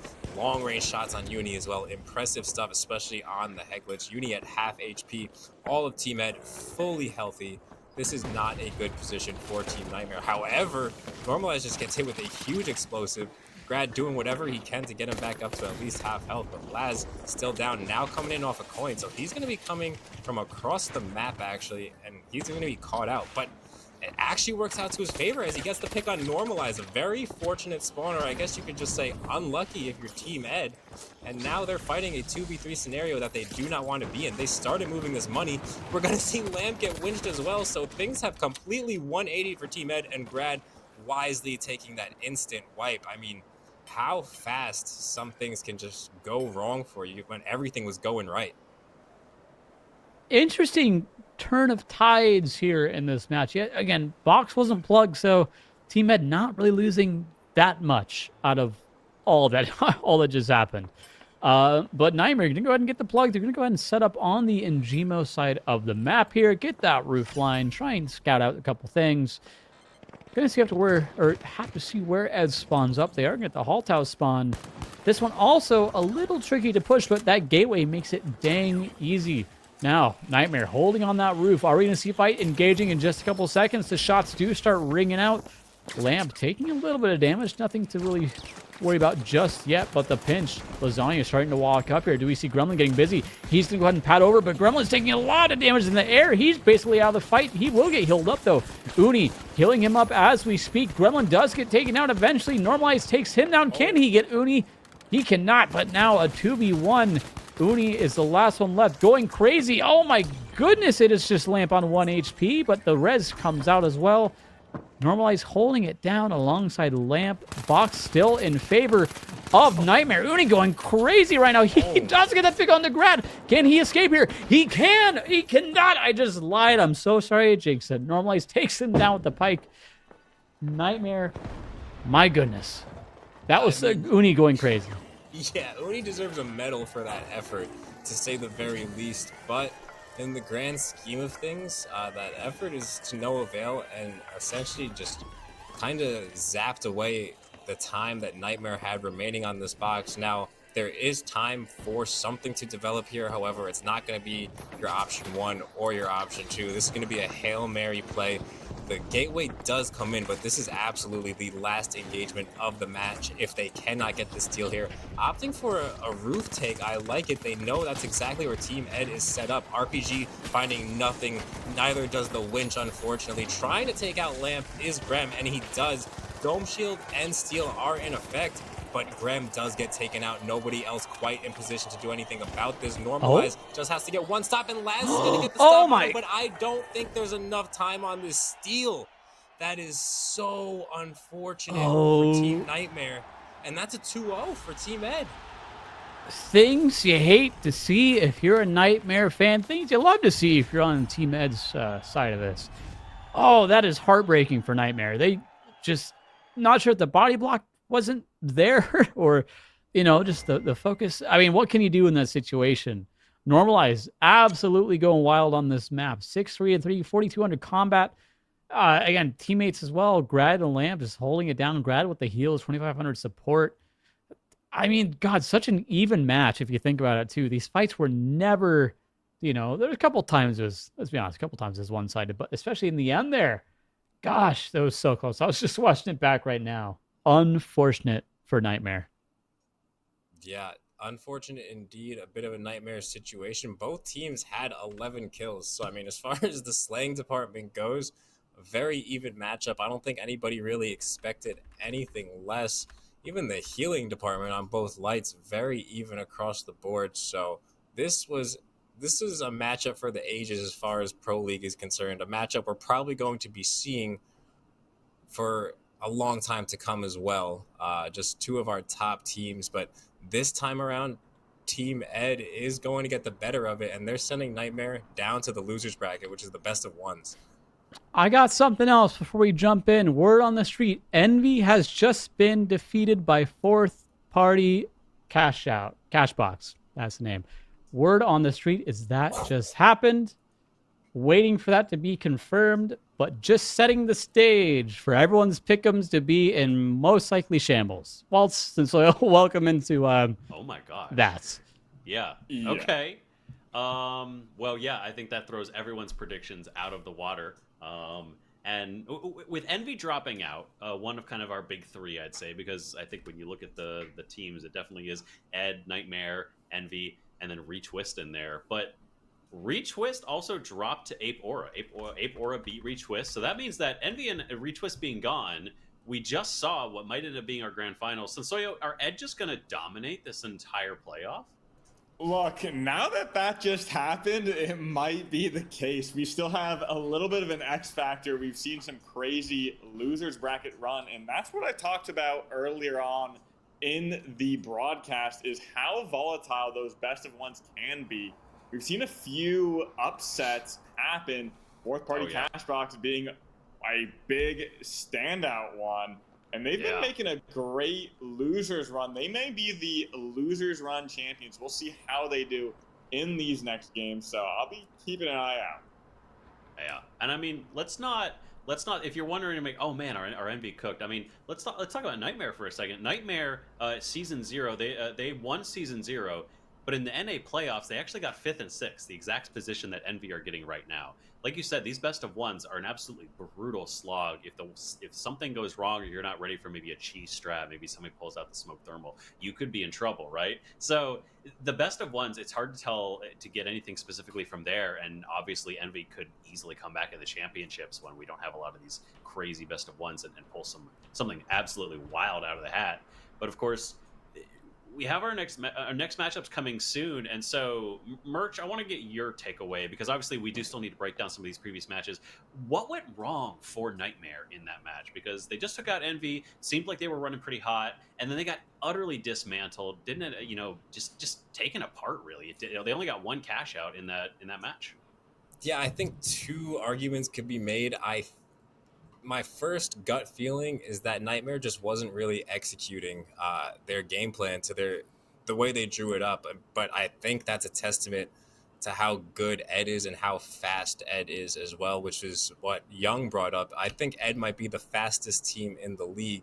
And when you have that pressure on, your back against the wall, like, your strategy can go out the window when everyone's stressed out, when you don't have that time to work with, things can hit the fan. And I think that's kind of what happened to Nightmare. I think just straight up overpowered by Team Ed here. Yeah, it felt like, and Young, I think you said this as well during the cast, is that there was no fear in those 1v1s. They kept isolating those 1v1s. It felt like we didn't get to see Uni play the game.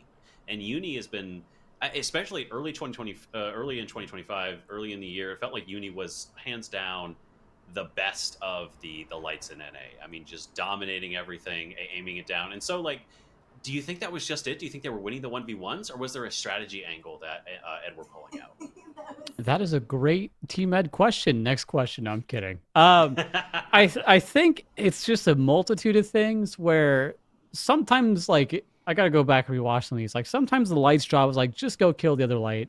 Go take care of him, open up the fight for that. If that was their strat going into it, Grad, just go kill Uni, keep, everyone else alive during these skirmishes. I also think they were just playing really well in those fights, like the counter winches, like all these little things they were doing. The goo placements when the engagements were happening. I think a good example was that Fortune Stadium roof fight on the Ngemo building for the last point.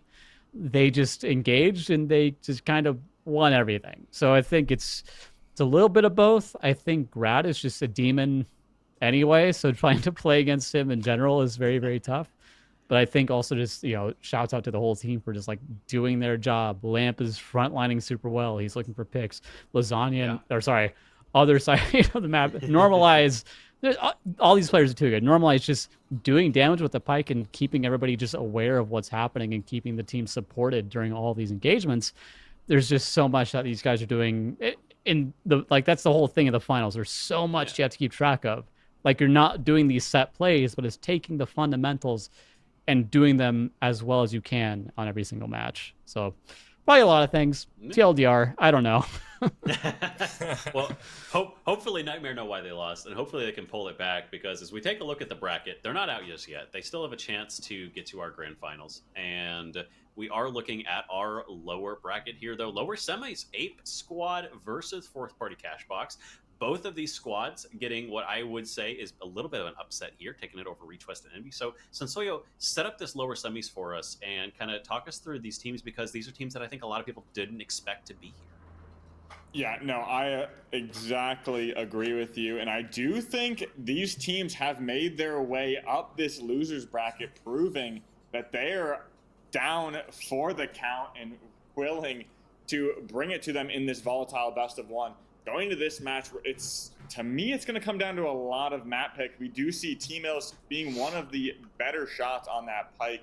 So that's something to watch out for. If we're going to be playing on Monaco, that's going to be a big danger to Ape Aura. So you're going to want to try to pick a map for the close range engagements, kind of shut down T-Mills' long range. And maybe that's what happened to Envy on Vegas. Vegas does have a lot of mid-range long sight lines that the pike could utilize, but overall I do think Fourth Party Cashbox and Ape Aura are well-rounded, and this is going to be something to watch, because this could gonna go down to the wire. It's gonna be a best of three in these lower semifinals. We're gonna be going into a less volatile match, so we're gonna see how these teams adapt and go from match to match. I think it's really gonna come down to the map picks, though. I agree. I think the map picks are going to do a lot. And like you said, T-Mills definitely one of the players. When I hear Pike, I think T-Mills really brought that to the forefront, especially in the latter half of Season 0 champs, when a lot of people weren't running it. And then all of a sudden, T-Mills started running it. absolutely dominated Refine at the time, Nightmare. Now, congratulations to the Nightmare boys for getting that sign, but definitely dominating with that Pike and running through. So excited to see what they can do with that. So, Merch, you're in the shoes of Ape Squad right now. You need to shut down fourth party cash box. What maps are you looking at, and how are you going to approach the picks and bans here? I think you just want to go, you want to shoot for balance here personally. I know these are Sun Soyo's boys and he knows their ins and outs better than I do for sure. However, in my mind, I just want the least RNG possible. I'm going for Assist Horizon map 1 for sure. I want straight up finals, as straight up as you can make it. Obviously, this is a game where the world is your oyster. I mean, you can modify the map yourself if you really wanted to, if you had enough time. But aside from a couple of god spots here and a couple of cheeky sight lines, I do think you get the most straight up finals, especially in the 3v3 mode. So I would pick Sis Horizon if I'm the Ape Squad here. They've had such a good run so far, and you'd hate to see it start off poorly here in these best of threes, you know. I agree. And as we move it, we do have our map picks coming. If you're wondering why you're hearing to us chats, because we do have the maps currently in progress, so we will be playing very soon.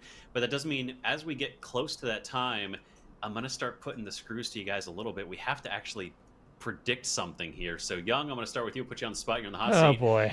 Apes Aura versus fourth party cash box. Who's taking this one? Who moves further in the bracket? The issue is that we've got fans of every team in this panel, so I know who's the number one Apes fan here. Look, I hate doing this mainly because I hate doing it, but I do think, God, I'm even just looking at the bracket. These guys are both on like the losers run of the millennia. So if anything, because we haven't seen them yet, I think one of these teams will win. I think that's maybe my prediction. No, I'm gonna, just because how the teams have played throughout the season, I am excited to see how fourth party does with the addition of Zen on their team. I think Appa was, filling that role, trying to be the bow guy like early on in the season. Didn't quite work out, and I think fourth party really struggled to kind of get their footing in cash out. So if I had to guess, I'll give it the 2-1 to fourth party just because I want to see what's changed, what's new, what's going on with that. All right, so we do have our maps. We are going to be going to Sis Horizon, Fortune Stadium, and then Vegas. So, Merch, same question to you. Who's taking this one now that you know your picks? I'm going to have to put a lot of faith in my boy Zen. I think if he pops off in this matchup, then fourth party is going to be very difficult. I look at him as definitely an X factor. One of the more versatile lights. We've seen him pretty much use every weapon in the light kit throughout this season, and at times he's popped off pretty much all of them. It's just a matter of showing up for this moment right here, right now. And I think if Zen does that, then fourth party's in a pretty good spot.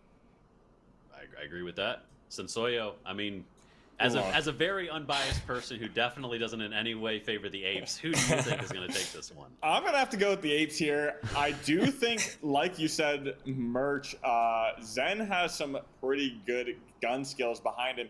To me, he has a lot of high highs and some low lows. So he's kind of, like you said, that X factor. If he's playing hot today, which, I mean, looking at the bracket, it looks like he might be on fire, but I'm still going to have to go with the Apes.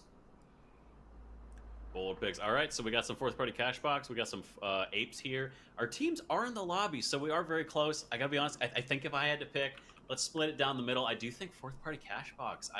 I believe in the T-Mills Pike. I believe in Brutal Logic. I think was one of the only people not consistently running SA12. By the way, if you're interested in the stats we have for the play days, you can check those out on the website. But he's running the Shack 50 a lot.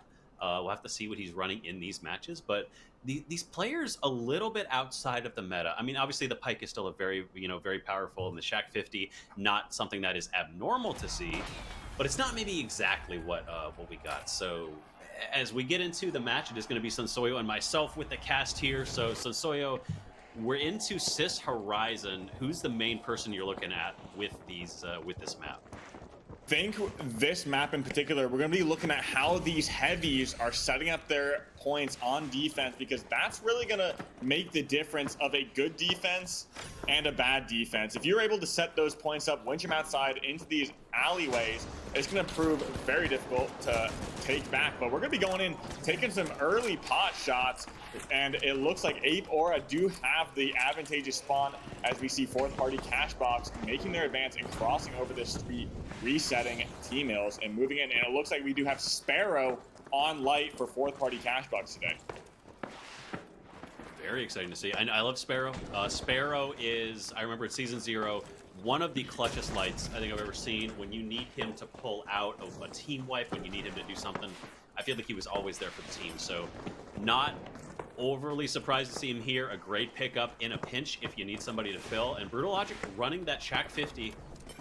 As alluding to it earlier, a jump in. BMO immediately limiting Sparrow on the backside. It's now just the two. Takes Ujikoni out with the RPG, but he's losing a lot of health. T-Mills drop down with him. Has the dome shield, gets a nice winch in. Can he melt BMO? BMO's down. Brutal Logic on a rampage right now. Takes out Hashi as well. He keeps running through him. Ujikoni, the one member left of Ape Aura right now, getting sandwiched between T-Mills. The Shack 50 is popping off right now. Ujikoni goes down. Brutal Logic with a three-piece in the middle of that fight. That was insane. Yeah, that's crazy. And honestly, that's the value that you see with that Shack 50. To me, not only does it shred heavies, but it also basically guarantees a kill on that light. We saw him get a fantastic winch on BMO and was able to basically instantly take out the light. And one thing to note is it has a faster TTK than the SA-12 on heavy. So if you're the one being winched, you're going to be allowed some massive damage from the receiving end. And we're going to be going in. T-Mills getting caught off guard. Going to be pressured. Going to demat back out as we get a quick rotation over from Ape Aura. They're going to look like they're going to bait the point and try and draw out fourth party Cashbox. As they do, they're going to stick it. It looks like they'll have enough time to get this flip. They do, and now they just need to make their escape. Great rotations back up to the high ground. Oh, they were set up too far away. They thought the fight was going to be happening, and they cut it, but it seems like they might have actually caught Beamo on the backside. Takes some damage, but he successfully gets away, lives to fight another day. But Ujikoni is heavy, is very low. He ran too far away. He couldn't provide the heals that he needed to. Hashi gets that defib off, but they're leaving Ujikoni behind to die, farming. Dessa gets winched in. Brutal Logic once again has another kill to his total. Sparrow only on a sliver of HP. Hashi does get the kill on to Sparrow, fully finishes him off. 2v2 right now. They have to go for the seal eventually. T-Mills dueling with BMO on the backside, resetting and trying to wait for their teammates to coin in. 10 seconds for Ujikoni as fourth party Cashbox. Still waiting 15 for Sparrow. So they might be holding for the steal. Dome is down. Instant glitch coming in from BMO, getting onto the high ground. The 93R doing a lot of damage, but he's face to face with that Shack 50. Backs away. But they backed away as well on the side of fourth party Cashbox. They're going to go for the steal now. Everyone's back up. The goo goes down. The fight continues to just last so long. This has not been a quick fight. Brutal Logic finally getting a stick on the steal. The high ground is there. The winch coming from behind. He gets picked up by Ujikoni, running for his life. BMO, half health as the side of fourth party Cashbox down to two members. Gets picked up on the backside. Ujikoni on a rampage with 2 kills in a row. Only Sparrow left, but there's not a lot of time to flip. Can he pick off the heavy? He does. He finds him on the side. It's just Ujikoni. 1v1. He takes him out. Sparrow with the clutch takes it and gets the first cash out. Yeah, that was a clutch moment from Sparrow. I would have loved to see Drac get a little bit more patient. You only have such a small amount of time to stall. You just need to play for that winch. You know Sparrow's the only one up on the opposing team. So just play that life, bring that body around the corner, maybe even reposition there. But honestly, Sparrow clutching out, winning this first Cashbox. Yeah, that was insane. A 1v2 at the end there, but he picks it off. Running the ARN there on Sparrow.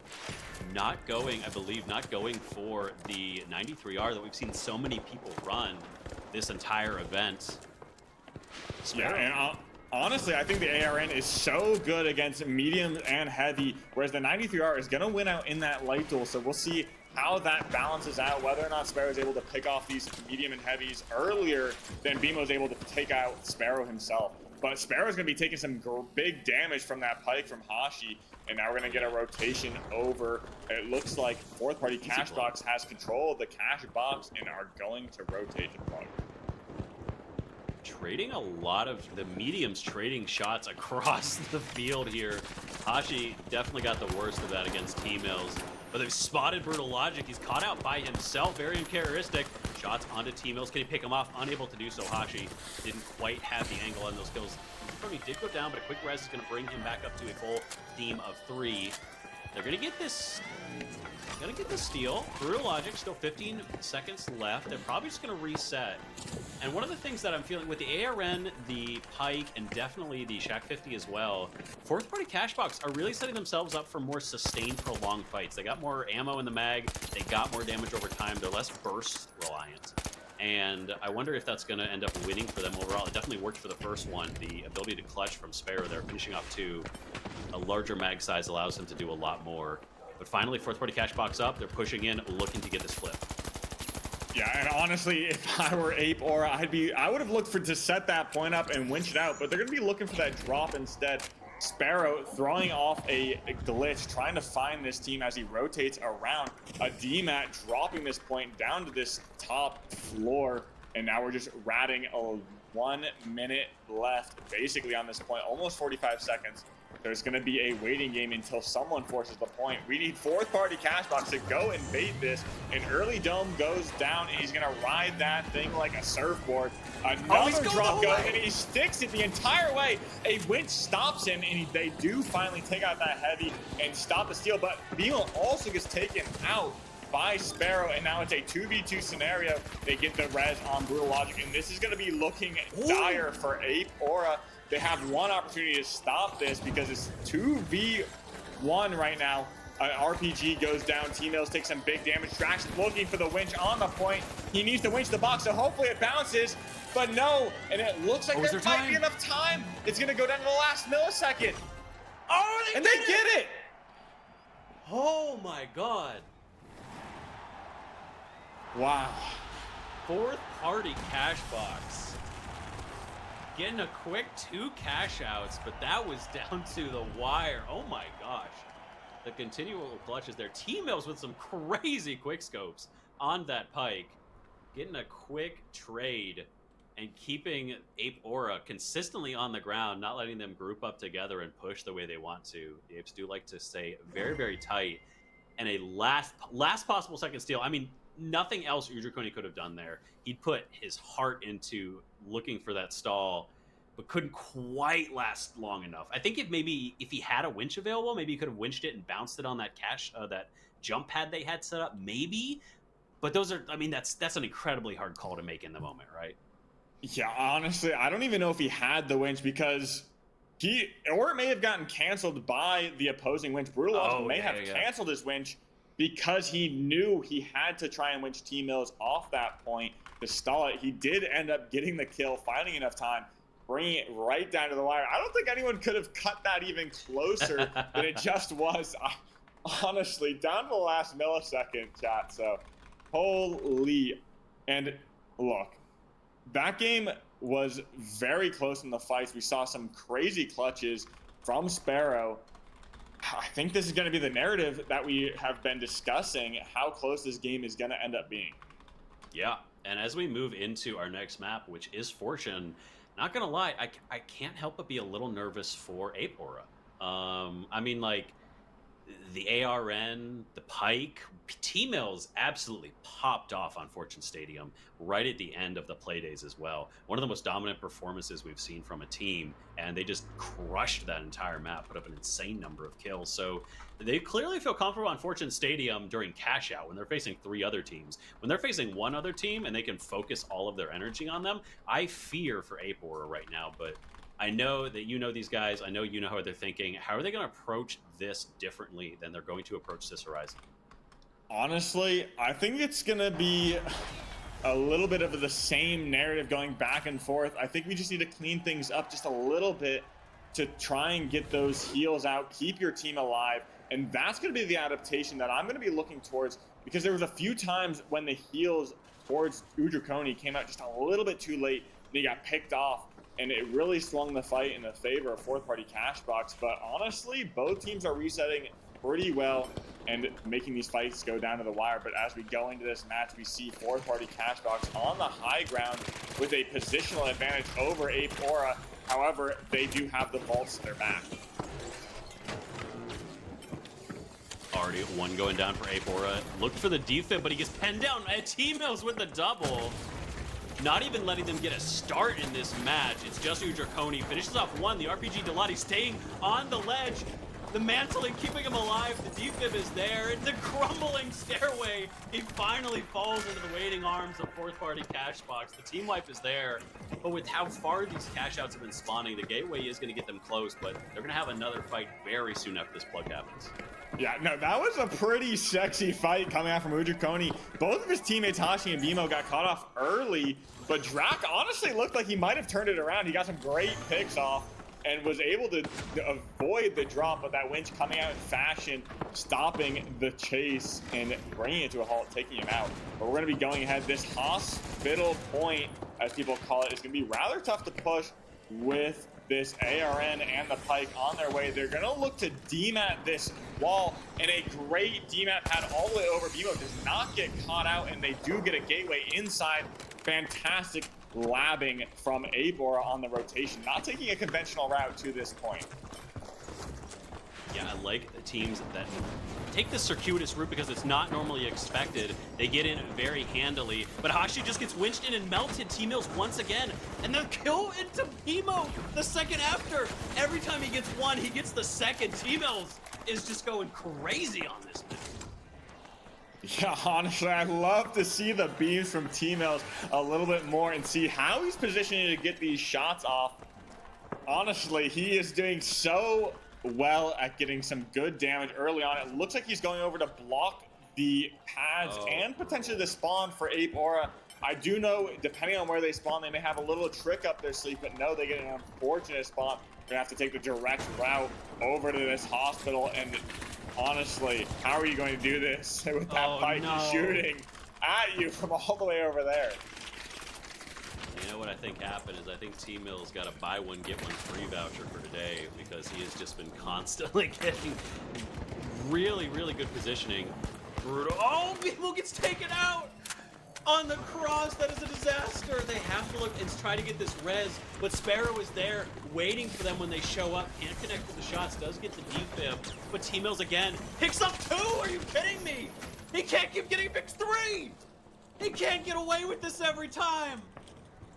Yeah, T-Mills with a 3 bomb right there, taking out the entire team. I'm not sure who got the pick on Bimo early on. I think it was Brutal Logic. So T-Mills did not get the 4 kill there.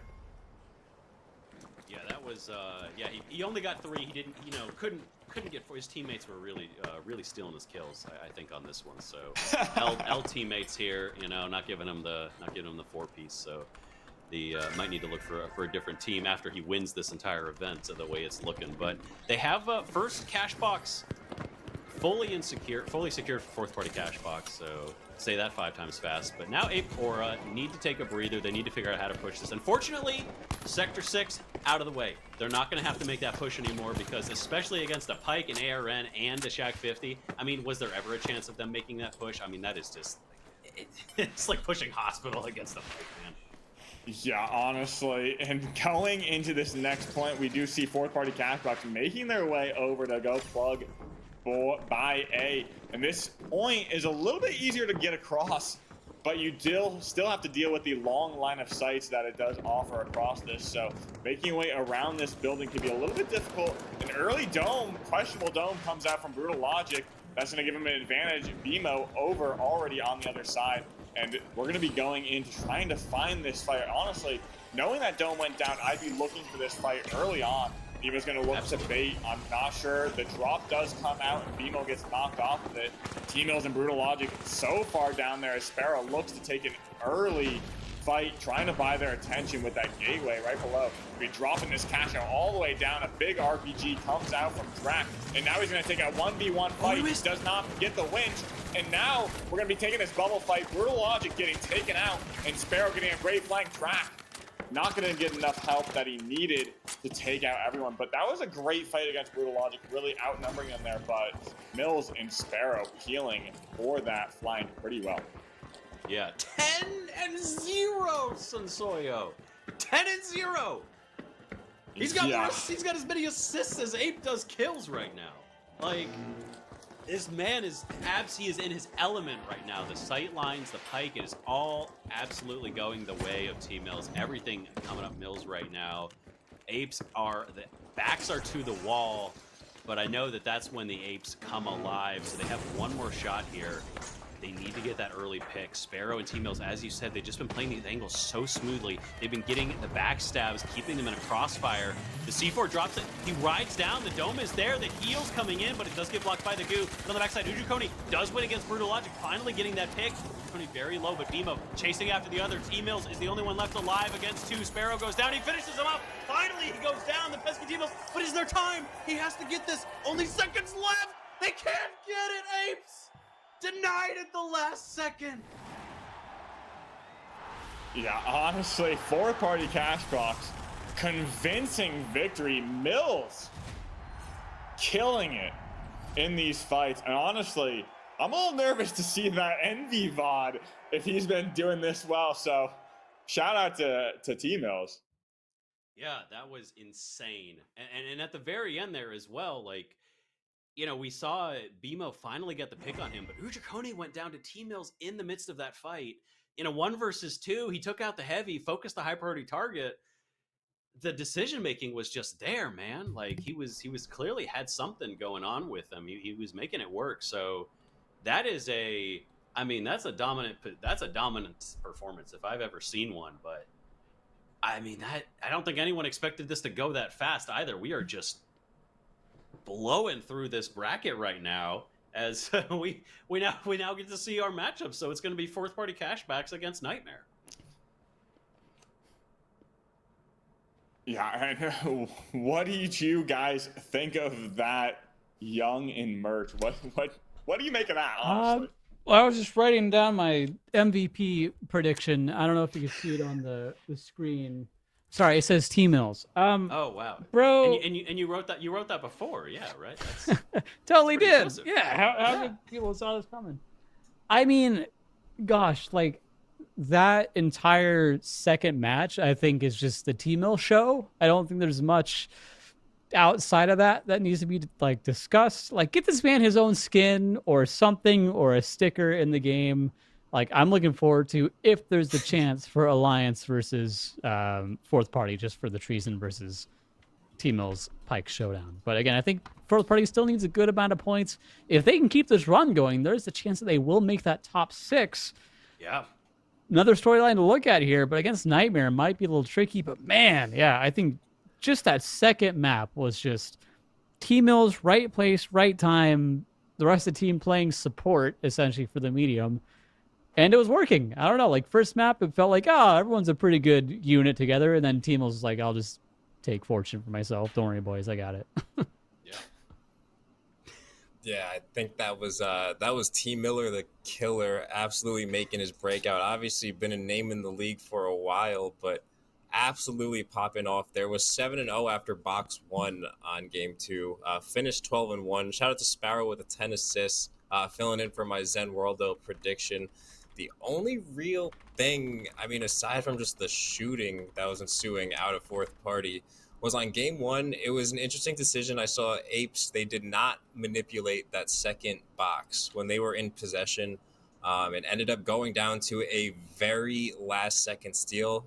We don't know what would have happened if that box was manipulated. However, I do think we're kind of in that era now where we're not really playing for drops anymore. We're playing for just exposing that cashed out, put it in the most open position it can be in, and you can get into any position you want to play in when that box is kind of exposed like that. But other than that, I mean, the only breakdown is that T-Mills is him. They do call him T-Millie. Oh, sorry, go ahead.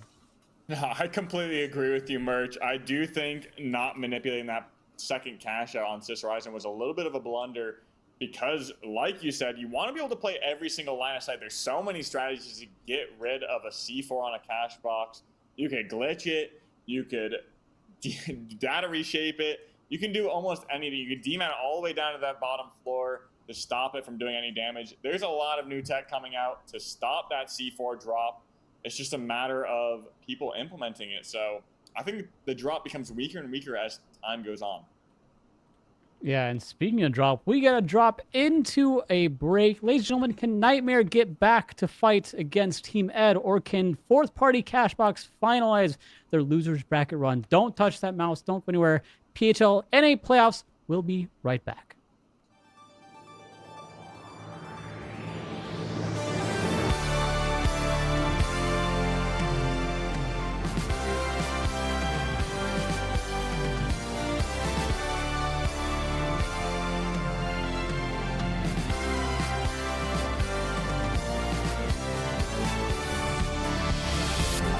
Oh wow, taping me.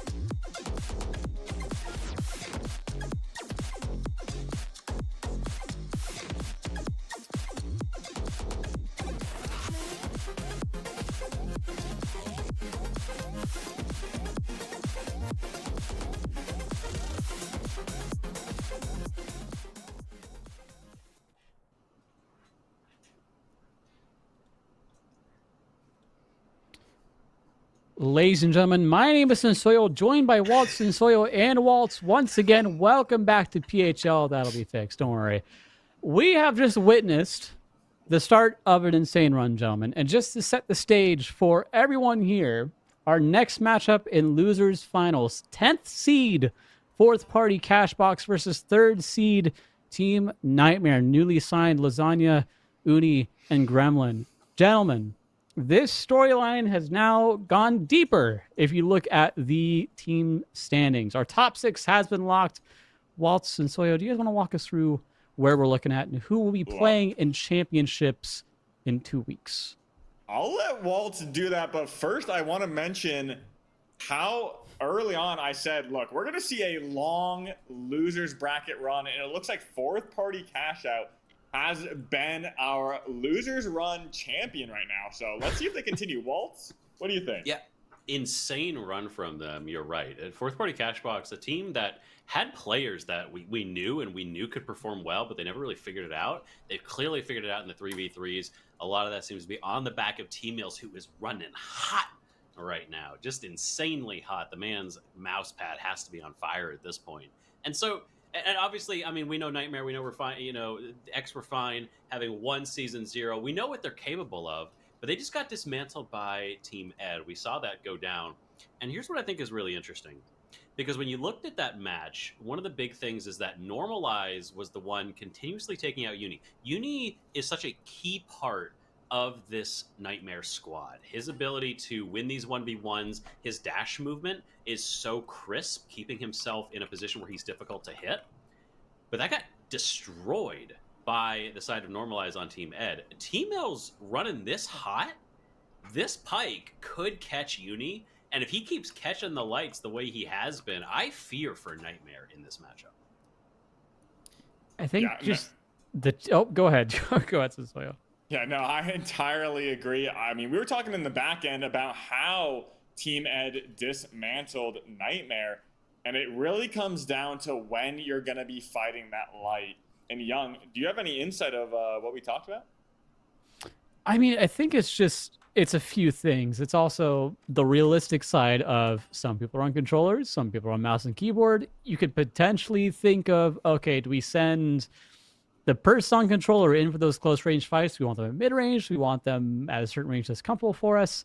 So it even goes deeper as far as like the tactics on that front. But as far as what we were talking about, man, T-Mills, I don't think I've seen someone dominate a map that much in recent memory until T-Mills just played on Fortune. So if he can continue that, we'll see. But again, Nightmare, I would say super hot. They just lost, but they are still a team that I think can make it through to this. But again, we'll have to see what happens. And look at where we are, Sensoyo. We are on Fortune Stadium. Let's run it back, baby. Here's the thing, right? T-Mills and 4th party Cashbox just had one of the most dominant performances we've ever seen. If they lose here, is all of that momentum gone? Look, honestly, I think they have a good chance. It's going to come down to this first vault fight, where this momentum comes out and what narratives we see at play. We probably need to see Uni get taken out early on for 4th party Cashbox to have their advance. But luckily for them, T-Mills is hot and he has that Pike. That 3 tap to the light can be massive. They're going to get the early tap and make their way up onto this Haltos building. Has a great rotation, a sneaky DMAT into the stairway. Makes their way. An RPG comes out early. Lasagna may get taken out, but he does look for that escape. He needs to find his regen, and 4th party Cashbox just sits on this high ground and going to play their positional advantage. Holding really strong here, up on the high ground. Lasagna on that Pike, looking to duel with T-Mills. It's an uphill battle for anyone, really, at the best of times. Has some eyes. T-Mills missing some initial shots. Does get some little bit of damage onto everyone.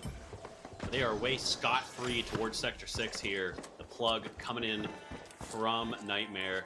Not all the way to Sector 6. That's going to be a godsend for 4th party Cashbox. They don't have to push across that whole point. They're already into the same building, and now they have to find their setup. Getting onto the roof. They're a little separated right now. Sparrow playing a little set across from his team. Finally rejoins them. Getting onto the high ground. Initial shots into Lasagna. Both mediums losing some health, but a quick regen from the helpful light there. The infuser coming in clutch. As both teams resetting. waiting for their moment to dive in, but it looks like they have eyes on Lasagna. He's caught him from the side. He goes down. Lasagna melted by Sparrow. The team now pushing in very aggressively. Team Mills gets healed back up to full as Uni dashing around, looking for the light counterpart. He spotted him, but Uni wins that battle as Gremlin gets Brutal Logic on the backside. It's falling apart for them. It's Team Mills going down. Gremlin with 2 finishes off the team wipe. Yeah, Lasagna got shredded from Sparrow up on the high ground. He got a little caught off guard. It was a battle of the controller there. So Sparrow taking that victory over Lasagna. But fortunately for Lasagna, Uni and Gremlin really clutched up, winning the fight. And now we're just going to be waiting in for fourth party Cashbox to spawn back in. And I'm not sure how close they spawn. It looks like they may be over in that Halto building and going to be rotating back in from the same angle. Only 40 seconds left, and they're going to look to probably force this. If I were them, demon it down, look for the force, try and get outside and take the fight. Gonna look to drop it down. Sparrow on his own, looking to take the fight in a 1v1 versus Lasagna. Felt confident from that last fight, but Lasagna has that pike in hand. Priest taps, and now Uni on the run. One more shot left to take him out. T Mills missing it, and Brutal Logic going down as well. Very, very quick wipe. I mean, like you said, that's just a full send. You don't have a lot of time, so your options are incredibly limited on this one. Definitely not. You don't expect that to be a successful push. Probably 8 times out of 10. You get lucky a couple times with an initial pick. But that is initial cash box in the hands of Nightmare. So looking to get this first match. Of course, you know, you see the scores at the top. O2, that is still about to be updated. We are, of course, on the first match of this best of 3. So don't worry, that will be updated in just a moment for you guys. But we do have the second cash out on Fortune Stadium. I do worry because the Team Mills, the pike shots just aren't quite hitting. He hasn't been able to finish off Uni. I appreciate that Uni is playing incredibly defensively. He's not trying to stay and actually finish off these kills. The second he loses health, he knows he's only one more headshot away from death. So playing incredibly evasively instead of pushing like he so often does. Yeah, and a good reverse gateway. Now going to be able to take out Sparrow. Gremlin hits that final shot. His team really holding it down, and Uni peeling for him. Needs to get this kill on Brutal Logic before they get back up, and it's just Uni and Gremlin. Patience. Gremlin's looking for the reset. Great patience, and finally getting that pick. That gateway may expire before he's able to TP back, but a fantastic reverse gateway from Uni being able to peel for his teammates at the right time. Gremlin makes the long trek to cash out C, probably. I do think this point is pretty good because you can winch it out onto this alleyway. Gonna take the big zip over and rotate. We got 1 more second before fourth party Cashbox spawns in. They're all the way over in the Engimo building. Gonna have to take a long trek all the way over to cash out C. Gonna be able to hold this one pretty well. They have lots of time to set it up. A horrible spawn for fourth party Cashbox. It's about the worst spawn they could have gotten in that instance. And yeah, no, you're right. Like it just hasn't quite been clicking for them at this point so far. Lasagna keeps getting those initial picks, and Uni with that play was in a really, really nice spot. His patience in moving forward, just because you see somebody low doesn't mean you have to dive on top of them. Made sure that he waited, got the glitch out. Are we going to see that same patience from him? He's kind of reverted a lot of his play style in this matchup, especially knowing he's playing against this long-range damage. Sparrow still in the ARN. Has been losing a lot of these fights. A quick headshot from T-Mills. Already Uni has to dodge out of the way, but again, the pressure is on fourth party Cashbox to make things happen. This is only benefiting Nightmare the longer this goes on. The slower we go. T-Mills looking to get those high ground. Have eyes on Gremlin. Some damage in there from up on top. His heavy is pushing in, sandwiching him from both sides. T-Mills looking to cover the angles, but the falling debris is getting in his way. His heavy goes down, and he can't provide any cover from there. 2 to 3 now. T-Mills at half. Sparrow looking for a backstab in from the side, but he wants to get his teammate down. He does get the defib onto his heavy. Brutal Logic back in the fray as Sparrow is still isolated up on the low ground now. Has dropped all the way through. 30 seconds left on this cash out. Shots coming in from T-Mills, but they're resetting, and it's only 15 seconds left. Not a lot of time left on Soil. Yeah, this is looking dire. Not a lot of time left. That's correct. Got about 20 seconds left on cash out C. Gonna go down to the wire, but Sparrow getting taken out by Uni. That 93 are gonna be too quick work. Mills and Brutal Logic dropping at the same time, and it looks like Nightmare taking this game on Fortune Stadium rather convincingly. I do think there was a little bit of a good fight from Fourth Party Cashbox at the start, but not going to be enough to take it away from Nightmare. And I can't think of anything that is just going to be a little bit of a slap in the face than losing in a 2 cash out match when you just absolutely crushed Ape Aura. I'm hoping we see them pull something out. This was, of course, based on the seeding, this was Nightmare's pick. So Nightmare making a statement. Fourth Party Cashbox do have their pick. They're going to be moving to Sis Horizon. Hopefully they can make this work as they did in the last match. So we're going to both of those matches that we played previously.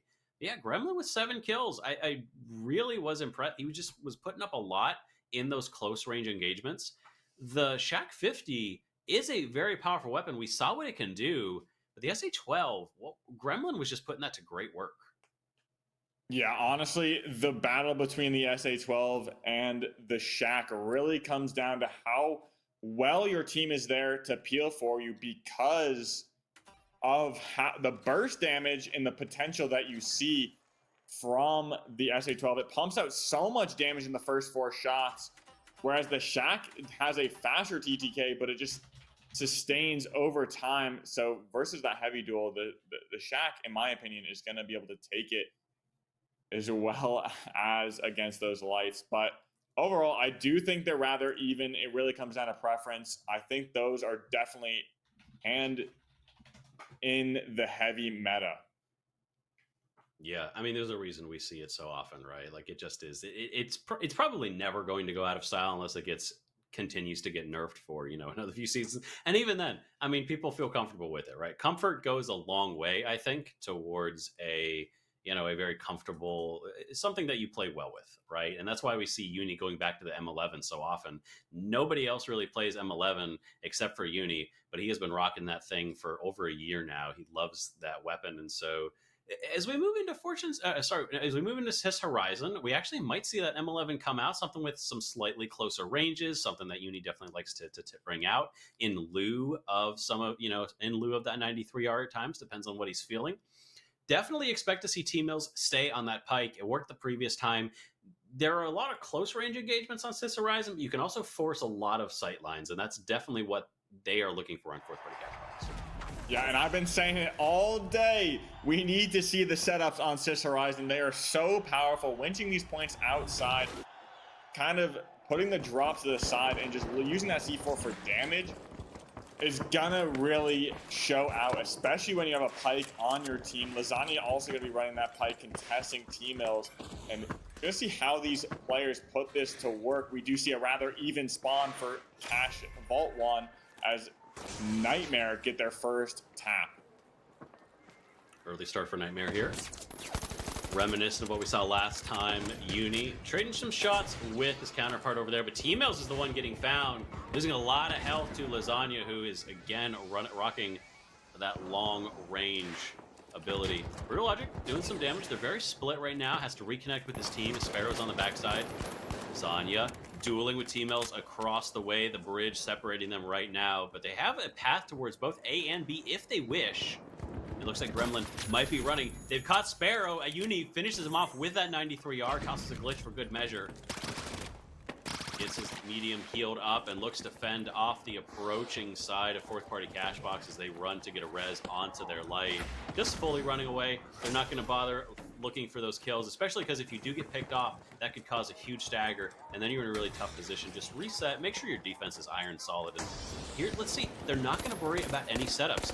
T-Mill is going to take out Lasagna. There's those shots finally hitting. They're no defib, so they can push on this very aggressively. Uni backs away. That leaves Gremlin going for the full revive, kind of isolated with the rest of his team. They drop all the way to the floor. Smart play by them, fully reset. But now this is a free path for Fourth Party Cashbox. But Uni takes out Sparrow. A nice pick from him once again. He's almost dead for this, paying with almost his life. But he will be regenning in just a second. Defib onto Sparrow. But that is a incredibly useful piece of utility that has been lost. Heals onto Lasagna. The fight continuing to rage as T-Mills goes down. Lasagna getting the better of that pike battle. The light battle again going the way of Uni. Takes out Sparrow. It's only Brutal Logic left, isolated, not with the rest of his team, and the fight is just falling apart. He needs to die right now. finally goes down, and fourth party Cashbox are just struggling in this match.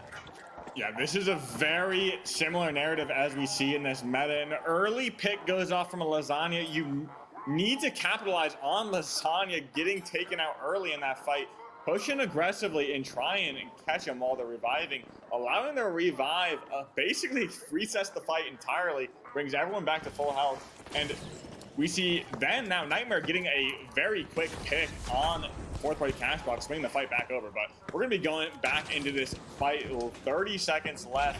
Looks like T-Mills fell away from Brutal Logic. Brutal Logic's kind of on his own now. Uni may get caught on the stairs as he rotates and kites away. They're gonna have to force this. There's gonna be no time. Sparrow coming in to hopefully aid his teammate. Shoot out the C4, no glitch in sight. And a double drop comes out, stalling this point out for last second. And it looks like fourth party Cashbox are not gonna have the time to get it. Lasagna gets taken down. Sparrow gets taken down. And now we're just gonna be fighting for the ego right now. T-Mills taking out Uni, a little 3-tap from him, and it's just Gremlin on one bar, looking for a res potentially. We do see Sparrow get back up from that defib, and now we're fighting against Gremlin, just fighting for the ego, like I said. Yeah, Sparrow gets a nice clutch on there, finishes off the team wipe, but really at this point, honestly, it might even be better for Nightmare to wipe here. With the amount of time it's going to take for fourth party to get over to that vault tap it, there's going to be another fight on that vault. It's a long way, 100 meters for them to run, so nothing lost here and nothing gained for fourth party Cashbox with that wipe. But hopefully they maybe feel just a little bit better, a little bit of momentum under there, because going one cash out away from being eliminated from the tournament is not what you want right now. Obviously, they are top 6, so the job has been completed. They can't make it to top 2, so they can already feel very happy with the result. But you never want to lose. You never want to get taken down. They definitely want to push forward, especially as there is money on the line. The top team is going to get something. Misses that winch. A Goo is there to divide the fight. Drops his dome shield. That gives him a little bit of time to retreat. Full-throated, just retreat. The defense is not working for them right now. DMAT on the wall, and they are away. T-Mills getting his heavy out of dodge. Nobody dead on the side of fourth party cat. Now T-Mills goes down. Found somehow by Lasagna. The angle was there. He looks to get the long res. Are they going to be able to find him in time? They cannot. As Sparrow and Uni dueling on the other side again, finding each other. The light versus light battle has been rampant this entire match. It's just not been going in the way of fourth party Cashbox. And the vault still not grabbed. Nobody going for the vault. It has been all kills. It's just team deathmatch. Yeah, it looks like Uni's going to be setting up a reverse gateway for his team. That, honestly, that looks like it's going to be it. Gremlin TP's in and Lasagna rotates. Fantastic way to get the box away from this fight, allowing fourth party Cashbox to reset. Unfortunately, wasn't able to find them. But now they're going to be looking for some early shots in this fight. Hopefully, Sparrow taking the short end of the stick there. T-Mill is going to get reset from the H1 Infuser. That's going to be that H1 Infuser down for 12 seconds as those shots come out. Lasagna needs to get healed himself because he's about to be pushed by Brutal Logic. A glitch comes out, stopping that winch. Great heal. And now both teams look for the full reset. With the hands in Nightmare, with the Cashbox in Nightmare's hands, this is going to be a difficult push if they are able to kite away and stall. Resetting Gremlin just sitting behind that corner with RPG, does not find it, and looks like he's going to get taken out from the TMAT from T-Mills. Lasagna going to be looking to peel for his team, but it's going to be a little bit too late. Mills looking for some damage on Uni, looking for the chase as we go for the coin, most likely. Drops down. They do get the revive. Gremlin still has 12 seconds left. Can they force a steal right now? They have to make something happen. The dream run from fourth party Cashbox could just end here. Winched it into point. 1 second left. Gremlin is going to be returning. Going to be all 3 back up, but he has a ways to run. Brutal Logic does drop a dome. A bit of utility lost as Lasagna taking a lot of damage from Sparrow. They get the flip. Just a big step for them. 40 seconds left. Enough time for them to continue this extending match. Lasagna up on the high ground, and RPG takes a lot of health out of Sparrow. Sparrow's down. T-Mills does get the pick on a Gremlin. Heavy down for Nightmare. Can they continue to pick some off? Looking for the backstab onto T-Mills. He's very low. There's the revive. Gremlin is back up. All 3 members of Nightmare as they look towards the box. Full-throated offense now, trying to catch up to them, but they have gotten winched in. Lasagna just barely survives. He gets taken out. Gremlin getting Brutal Logic, but Brutal Logic getting Lasagna on the backside. They have to prevent this. The steal going through. He has to get in here. T-Mill, you got to do something. The flip is going to happen. It's all Gremlin all day, and the dream becomes a nightmare as fourth party Cashbox are eliminated from the match and from the tournament. Yeah, honestly, that last fight narrowly getting squeaked out from Team Nightmare, getting the trades and the value where they needed it. Fourth party Cashbox probably taking a little bit too early of a fight there. They could have just waited and forced Nightmare to try and retake that point, but instead they got some damage and felt a little bit too confident going in, and it just did not work out for them. Nightmare taking it 2-0. Really, really dominant stuff from them. And we do see, I mean, this is why we expected Nightmare to be one of the teams that was at the top of this tournament. I mean, they are so incredibly dominant. Their movement, again, why we were so surprised to see Ed dismantle them, and why the grand finals between these two teams is not surprising, especially now that Envy is out of the mix. Again, fourth party Cashbox took out Envy. Like you said, we got to go. I want to check that out, watch it, see what's going on with that, because something went absolutely wild in that best of one for Envy to get knocked down, which means it is wide open for Nightmare and Ed at this point. So we're moving to a rematch of this grand finals, but we are going to hear from Young and Merch as well as we head back to our panel and get their thoughts on the matter. Fellas, great cast. Also, Waltz bars, by the way. Dream turns into a nightmare. Just want to make a note of that. I think that was a little more in line with what most people thought would happen, just because of Nightmare's previous matches that they were playing. Again, it was also part of like T-Mills and them. They just couldn't find their momentum in these matches. But also, Nightmare played really well. I think Uni just kind of having free reign and doing what he wanted to do in most fights, which is what we wanted to see anyway, with how, Nightmare's matches were previously. They just couldn't lock anyone down. And I think Lasagna and Gremlin, again, played really well together. A lot of stuff in this meta is like one of two things. The medium and the heavy are like glued to each other, with the light having some sightline on it, or the light and the heavy are playing together with the medium having the off angled. So these guys played really well. I mean, we're getting the rematch once again. We're going to best of 5, but also I've been yapping. Merch, what are your thoughts on what do you think is going to be, the rematch, Ed versus Nightmare once again? Well, I do want to touch on the rematch, but quickly, I just want to touch on how it was that they handled T-Mills, because I think that was the deciding factor of that game. Nightmare just didn't give him a chance, really, to get off the same shots that he was getting in the previous matchup. And that, I think, was the deciding factor. We know that Pike can easily 3-tap, and we saw T-Mills doing that all game in the last matchup previously. So I think it was some great adapting out of Nightmare there and just playing different angles than you would normally see.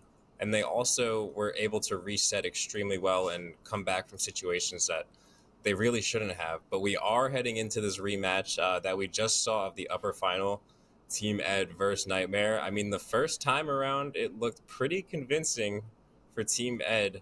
Nightmare is going to have their work cut out for them. This is a best of 5 this time around. But if you are Nightmare, I do think you are going to have to approach this one differently than you did the first time. I'm not sure if that just means switching up the kit a little bit. Maybe Uni does have to take out that M11. I'm not quite sure what exactly it is, but I can't wait to find out. I do want to make one note, too, because we've talked on it a little bit before. Both Ape Aura and fourth party Cashbox have made it to championships in 2 weeks. They were 10th place coming into today on fourth party side, and they have got enough points, the Miracle Losers run almost to grand finals, to qualify for champs. So I just want to make that note out there. Same with Ape Aura. Start off not so far down, but again, these teams have taken the spots of Rabble Rousers and Steppers, a team that I thought would do rather well coming into this. That roster kind of came into the scene a little bit later, but they did very well, Kip and his team. So the shakeups, they keep happening. So I don't know if we're going to have another shakeup and Ed is going to steamroll, or Nightmare is also just going to steamroll. Who knows at this point? I don't know. I mean, that's the step for Nightmare, right? Because Nightmare have a chance. The upset they can do here, now that Envy's out, right? Nightmare have a chance to get top 2. if they perform well. They could potentially squeak into those top 2 from points, which is going to get them a bye when we look to championships. That's huge. That's an entire round that you don't have to go through, and just one step closer to getting you already into the semifinals of the championship. So Nightmare, there's money on the line. There's also stakes on the line. Like, you're still playing for a lot here. I think my light just went off, so I was in the dark for a second. I just looked, confirmed. Nightmare, Nightmare and Team Ed 1 and 2 after points today. Yeah. Well, there you go. And honestly, the thing that I'm going to be looking out for this game is how Nightmare adapts to Team Ed's dominance. We do see, in my opinion, I think we see Normalize taking out those long range shots, looking out for Uni in those long ranges, whereas Grad has been playing more to his strengths on the controller, playing those mid to close range fights. When those fights break out indoors, it's Grad's job to fight Uni, take him out, because he has that aim assist, and you know how strong it can be in this game. Not saying Grad's aim is needing aim assist, because he is one of the best aimers in the game, in my opinion.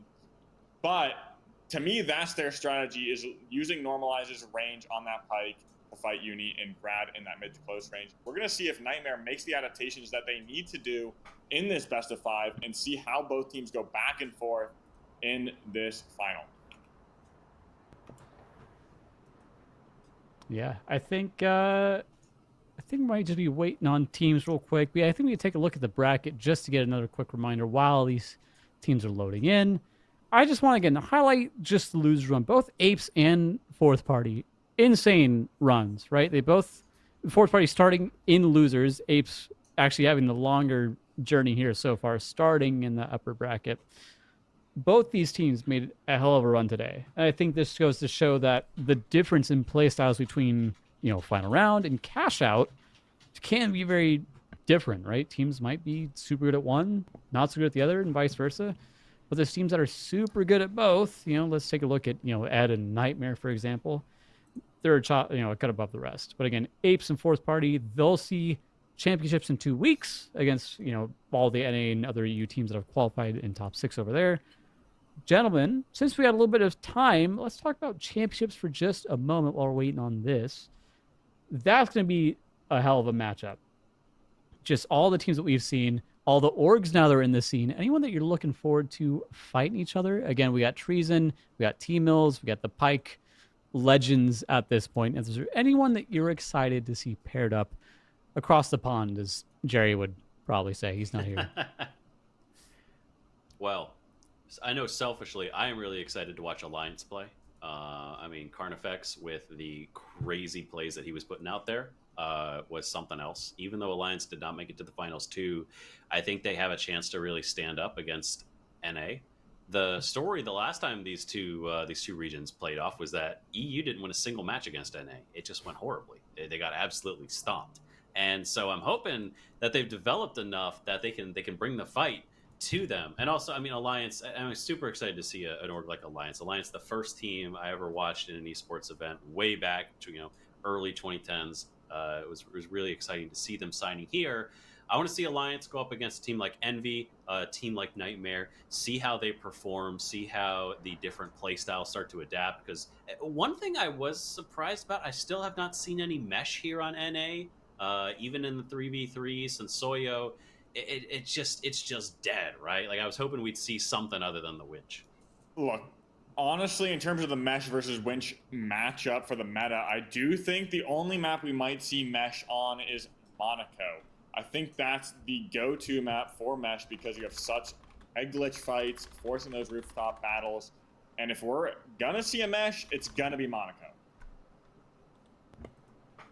Yeah, I think there's only a handful of, I think just in the league, like Manda from 200 Books on the EU side, really one of the last mesh users along with Lamp here in NA. And again, for threes, maybe it's not so good. I think Winch just in this meta just takes precedent because of how much better the team play has been with teams using gadgets much more, closely together and figuring out how to play around each other a little bit more. So maybe, again, it'll be even more exciting when the major happens, if there's Asian teams that qualify and the finals getting released in China. There's a lot that's going to happen very quickly. The rumor is now that Asia meta is like Charging Slam and Turret and things that are they cooking or are they cooked? I don't know. One thing that I want to find out, I'm sure everyone else wants to as well, but again, more things to look forward to as we go along. We do have our map bans as I know we do have our maps that are ready, and our teams are nearly ready as well. So I believe we have those ready for us. But sorry, you were going to say, Sunsoyo, as we get into our match, which is close to happening. No, I do think in terms of the Asia meta, we do see a little bit of a change up there because they have bans enacted in their tournament. I do think that's an interesting take on the finals, kind of mixing things up. We see, like you said, we see Turret winning some tournaments, it seems like, and Charge and Slam. I do think Charge and Slam is amazing in cash out, but for 3v3s, it's lacking quite a bit. As a Charge and Slam user myself, I've swapped over to the winch for the 3v3s now, just for fun now, but I don't play the game. Doesn't play the game. Famously, Sunsoyo, not a player of the finals. Doesn't. I don't know how he got in here. He's on the horse racing games nowadays, I think, right? Yeah. When's ProHub's doing pretty derby. But yeah, gentlemen, I think we've got our map bans coming up real quick. Actually, I say that we do have our map bans, map picks. Sorry, Citadel, Bernal, Sis, Horizon, Fortune, and Vegas. Now, we've seen all these guys playing some of these maps. Nozomi, we haven't seen so much today, I feel like. So this will be interesting to see how these guys are going to get along on it. Same with Bernal. It's been a lot of Sis, Fortune, Vegas. So that's on the tail end of this best of 5. A question to the group here before we go into predictions. Citadel and Bernal, a lot of playtime on you, not so much on NA. Any thoughts here as to who might be playing a little bit better based on what we've seen so far? Waltz, I'll start with you. Definitely think that this has the chance, especially moving on Citadel, to be favored towards Nightmare. I think they're going to be able to force some of those engagements that are not so long range, hopefully avoid the suppressing fire from Normalize. But I think that really is going to come down to they have to get fortunate with these cash out placements, because if it gets in the wrong spot, if they have to fight up to Billboard, if they have to end up, over into kind of these tucked away in the corners where the approaches are very difficult, I think they could struggle. Yeah, and then Merch, you've seen these guys play into. Any thoughts before you head into our best of 5? Yeah, no, I entirely agree with Waltz. Merch, any final thoughts before we send you off? Yeah, for sure. I think I've spoken to a lot of these guys, specifically on Team Ed, and they are big fans of Citadel here. They've actually gotten significantly more reps in it, especially in their offline games. So maybe some strats are going to come out that we haven't really seen on display yet. But I do know that these guys are pretty well versed on Citadel, and it is pretty widely appreciated as a new map that is in our rotation here. So I can't wait to see what goes on. Yeah, I agree. I do think this season is going to be down to who scrims this map more often, and both these teams grinding. I do think it's a very, very close range map. You have such tiny rooms forcing these close range engagements, and honestly, it may play to Team Ed's strengths here, being able to force those close light duels. With Grad probably has the advantage going in, but without a further ado, Vault 1 going in equal style. Both teams have some great positioning. We see the tap come in from Nightmare, and now a RPG coming out from Lamb, getting some big damage. He needs to find a follow-up, get a big winch on Gremlin, finding that dome to get down and gets taken out by Uni and Gremlin's team shots. And now we're in a 3v2 scenario.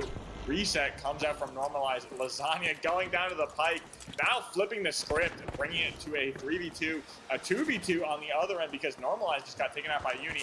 This is going down to the wire, 2v2. Who will find the reset first? It looks like Team Ed does, as Gremlin looks for the hard reset. Lamp does find him. No dome in sight. Lamp, 2 bars of the heals coming out from Uni, and he's going to get flung by that winch claw against the wall. Grad taking out Gremlin with that M11. Surprising to see him on that. I haven't seen Gremlin or graduating use that gun terribly that much, but I know he's one of the better aimers in the game, so let's see how well he uses it. Yeah, maybe a little statement here. It says, you know, Uni, I know you like the M11. I can just do it. I can do it better, like everything else, right? Like he wants to put his stamp on the light position right now. Make sure that he can have his mark on the game. Plug comes in from Team Ed, not even bothering to get a team wipe before they do so. They're just gonna plug it, not have time to set things up. But especially on this point, you don't do a lot of setup here. You want the ability for those drops. You have so many floors. One of the spots on the Zomi that has the most verticality on this position here in the billboard on the other side of the map, there's so many levels you can play at. There's so many areas. Very isolated right now. Gremlin drops all the way to the floor. He's going to be isolated for the rest of his team. Has to get up the stairs as quickly as he can. Nothing happening on the roof, though.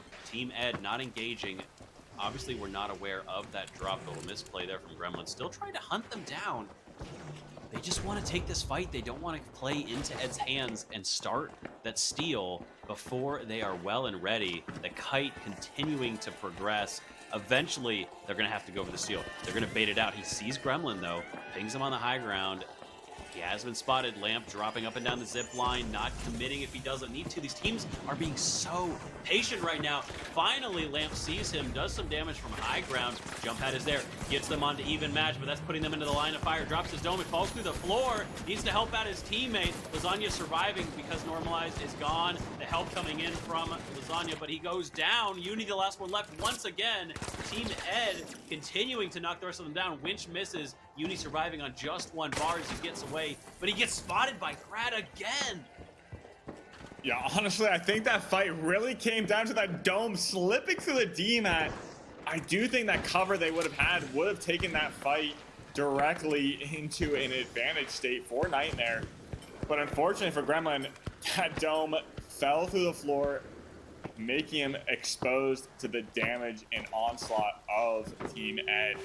Look, and now they're going to get this first point on Cash Out A. And where does this vault fight happen? Over by Nightmare, now taking off an early shot. Uni goes down to that Normalize on that pike.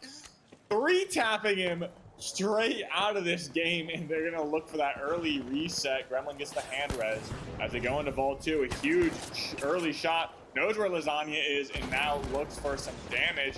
Crazy shots on Uni. Tries to re-peek that staircase, but Lasagna has moved away and rotated towards Lamp. Lamp now under fire from Nightmare, taking some big damage. Will he be taken out? He does go down to the pike, and now it's Normalized just sitting on this corner. He needs to hit these shots. It's so hard. He trades with him.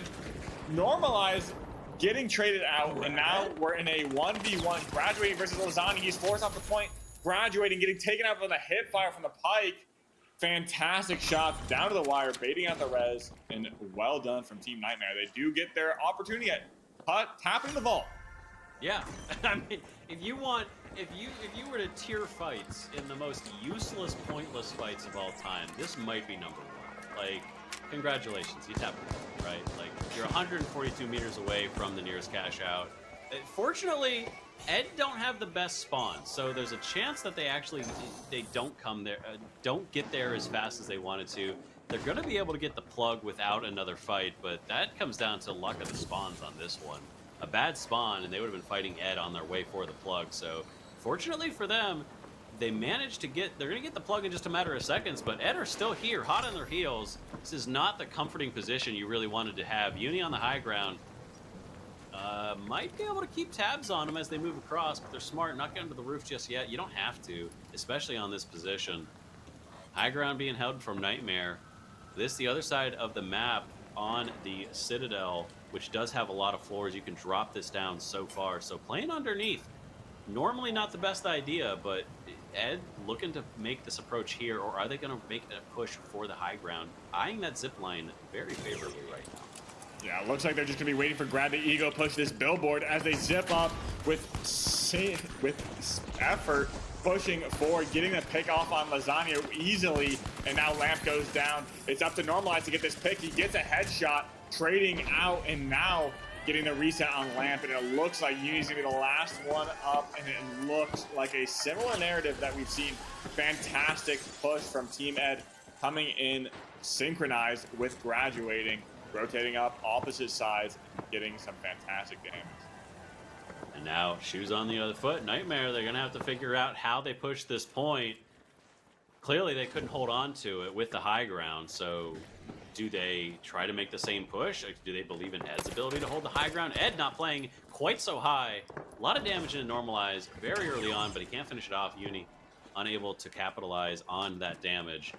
Cash out's taken away. It's isolated in that stairway, so going to be a very difficult one to push without getting pressed fully on by the side of Team Ed. Gremlin dropping onto the point though. Lamp, Iron, and RPG though has eyes on the entirety of that squad. Still patience. He's not running it yet. Lasagna goes down, graduating, missing the winch onto Uni. Gets healed up though, still alive. Matter of seconds left on this cash out. Nobody even looking at the steal. Whips the RPG, but it doesn't even matter. Nightmare disappearing. Match number 1 going to Team Ed. It wasn't even close. Yeah, fantastic, dominant performance from Team Ed. Look, it looks like a very similar narrative lining up as we saw earlier in the day. It really comes down to that first pick, and Uni now being the last one to die, kind of playing a little bit more reserved, and maybe that's kind of where Team Ed is finding their advantage. That Nightmare is adapting a little bit too hard, and they need to kind of reel it back because Uni is having some better survivability in these fights. He just needs to be there to peel for his team just a little bit earlier because Gremlin and Lasagna just seem to be getting caught off guard. Yeah, the one fight they won was the vault fight, and I felt like Ed just got a little bit turned around. They weren't playing near each other. I feel like we see this a lot sometimes where these teams will win the vault fights because they have this kind of this forward momentum where they just kind of run as a group, and the team defending it will try that. One team will get lost, but then they play really well around the cash out because they have somewhere to put their backs to. They have a position that they always can turn around and say, here's what I'm focusing on, right? And we saw that with Ed. The only time they got a team wipe was on that vault fight that at the end of the day, again, they pushed. It didn't even matter that they lost that one because they had enough time for 2 full fights. With that, they win the first one, and then they just have to delay, put it in that stairway, and that was the difficulty, right? Because of how delayed that fight was and how delayed the plug was, Nightmare didn't have the ability to reset that cash out. They never had the ability to winch it into a more favorable position, which made the defense like incredibly hard for them being on that high ground. Yeah, and because they were able to gateway it over and get that early plug, Uni was not able to set up his tried and true what Light should always be doing, setting up their gateway to rotate easier back to their team so they can play that off angle and also support their team at the same time. It's unfortunate timing, like you said. So we're going to be going into Bernal. To me, this is where the heavy takes a little bit of a step backwards. We do see the mesh coming out from Lamp, going to be a little bit more of a supporting role, like I just said. And the medium and light are going to be taking the limelight here. Bernal, such an interesting map. Basically the polar opposite of Nizome, right? It's stylistically the way you play it, even the size. It's kind of a mid-tier map in terms of size. Definitely not nearly as big as some of the other maps that we've seen. I really want to see Nightmare put this together, but Normalize has just been a demon with this Pike right now. Just keeping all of these teams pinned down, and every time he gets some damage and graduating has been there. And I mean, and Lamp has just been so solid. Between Holthouse Finest and this team that he's on now, Team Ed are just showing that they definitely have one of the best heavies in the game. Lamp can always be relied on to put in a solid performance when he needs to. Not surprised to see them doing very, very well right now. And it's so hard to run through a wall that is a strong heavy. There's a mesh shield. Wait, there's the mesh shield. That's what I said. I said the mesh is coming out on Bernal. I did say Monaco might be the only map, but Bernal, a fantastic pick with these long line of sights. A fight breaking out. Gremlin getting healed to back up. They do get the plug. Team Ed is in control of Cash Out A. They're going to look to reset. I think they know graduating's over here. And some early shots go the way of Lamp. Lamp still has that mesh shield in that reserve, but this winch could prove difficult for him if he gets winched in. A damage. Gremlin now taking some massive damage. Lamp does go down, and it looks like Gremlin does survive. Normalize getting taken out. Uni on a tear right now, going through this team like butter. Graduating on the backside wants to get a revive, but this is bad placement. Those totems are literally on top of each other. That is not going to be...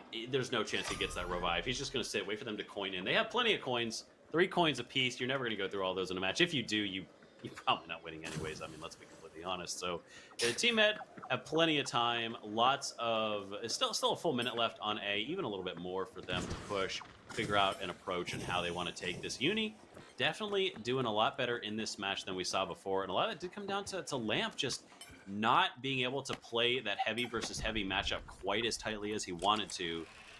And that's definitely the downside. I mean, you're right. Like, especially on Bernal, the setups aren't quite as strong. There's no real reason to push. But Lamp, again, very low. The mesh shield isn't doing a thing for him right now. He is still losing all of his health. Normalized as well. And Graduating is so far away from his team, he's not going to be able to provide those heals. Lamp running towards his light. There comes the top up. Get a little pit stop here. Back to full health. Back into the game. Up on the high ground, looking for that pick onto Lasagna. He's pushing aggressively. The shots have to hit. Lasagna's missing everything right now. Drops to the floor, has a grenade behind him, separates those sight lines. The steal coming through from Lamp. He drops his dome shield. He gets winched out of there. There's the delay. Gremlin getting the worst of this SA-12 matchup. He finally actually takes us. Lasagna and Gremlin both getting killed. Gremlin getting 2, finishing off Normalize, and finally Nightmare pick up a cash out. We have ourselves a game. Yeah, so the Mesh Shield has a great job at winning you those vault fights and these long-range poke fights. But when it comes to these defensive points, we see that Winch really clutching up, instantly stopping the steal, getting Lamp off of it. And I think that's going to see a narrative kind of form on Bernal in terms of how these play out. I do think Team Ed is, honestly, if I'm going to give it to them, I think they're going to win this vault fight. And then they're going to have some trouble, if depending on the setup, with this winch. If Lamp gets caught out early from Gremlin, winching him in, it could spill danger for Team Ed. He's been losing health so rapidly. And maybe that's just really good glitch placement from Uni. Or maybe that's just him not juggling it as well as he needs to. But you have the mesh. The entire point of mesh is to stay alive. Like, I mean, it's, you know, you play in the Reinhardt meta here, you know? Put the shield in front of you, walk forward, they can't touch you. You get close with the SA-12, but it hasn't been working for him like that. He just isn't making the mesh shield work, and that's the entire point of it. So, Vault's already tapped. Like you said, we have to see if they are going to be able to convert on this, though. Running across, making their way through the sheds here on the right side of Bernal, looking towards B. Ed playing catch-up right now, but they are in a lockstep.